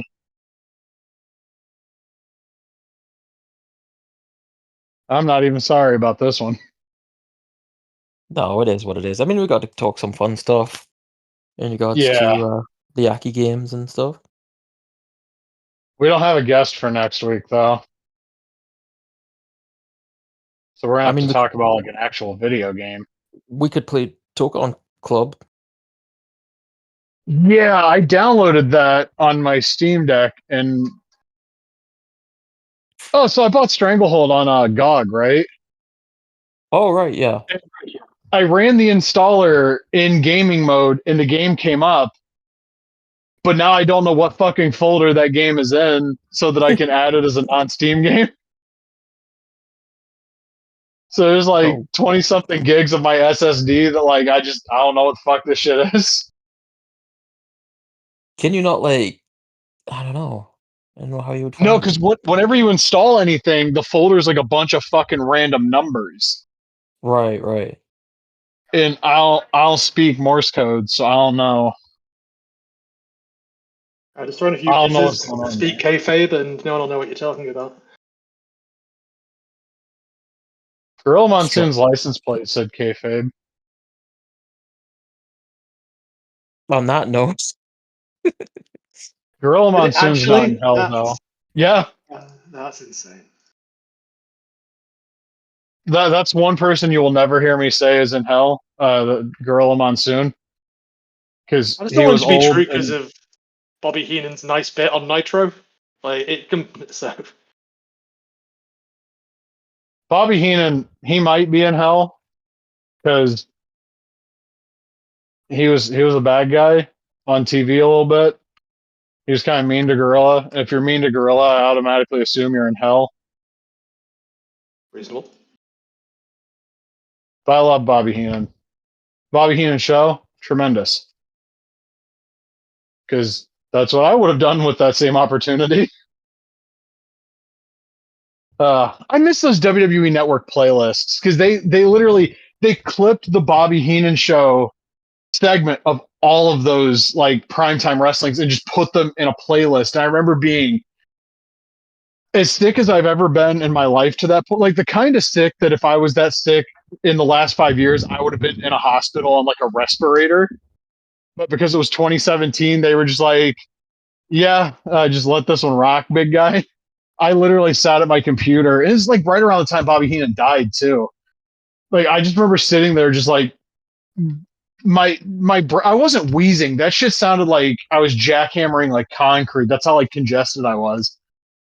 And I'm just sitting there watching the Bobby Heenan show, like, I might die from whatever it is I have, but at least I got Bobby. So God bless the brain. In closing. I just saw that from Paternia, the Marvel Legends Maximum Series Hulk is back down to $60 on Amazon. Oh, thank God. All over the Thank place. God. Yeah, this whole trade war stupidity needs to end. I have a friend of mine who won't outright admit it, but I'm pretty sure he voted for Trump. Messaged me like about the Road Warriors being delayed, and I was like, "Oh yeah, blame the fuckhead in the White House for this one, buddy. This ain't Ringside's fault." He was kind of complaining. He was like, "Oh, I can't believe Ringside delayed these." I'm like, "Ringside doesn't have shit to fucking do with that, big dog." Do you think Ringside really taken into account with these kind of matters? And the conversation didn't go much further. But he was like, "Yeah, this sucks. I hate it." And I'm like, "Yeah, bud. Well, you probably voted for it, so." I don't like it either, but at least my hands are clean. Yeah, I didn't vote for that motherfucker. And I guess, having said that, next week, it's Memorial Day weekend. Yeah, it is. Oh, I got a 3-day weekend. Let's go. I'm sorry, I just realized that and got a little fired up. So next week we'll talk Tokon Club, which is a game I'm probably going to spend a lot of today playing. I was going to say something else. Oh, we'll probably preview Double or Nothing, provided we have a card by then. Ray, do you have anything you want to plug? No, made a ROM hack. That's it. I don't really have anything else to say about anything, really. Oh, sorry. Okay. Liger Booster, do you have anything to plug? Do I have anything to plug? Happy birthday to my mother. It's her birthday today. Oh, Thank you, Mr. happy T. birthday. Oh, I'm sorry we fucking kidnapped you for 4 hours on your mom's birthday, dog. Damn. Yeah, they're probably like eating cake or something. I don't know. Can I I'm have watching some? Newcastle United. I think they're playing right now. Oh, well, having said that, for Congratulations to Mrs. Busa. Thank you. happy birthday to Mama Liger Busa, Mama Busa, if you will. Mama Booster, yeah. In closing, for our guest Ray and Liger Busa and me, the other host of the show, I think. Not anymore. Take care till next time. Don't be an asshole. The right wing can burn, and Big Boss Man was a good wrestler. And fuck you if you don't agree.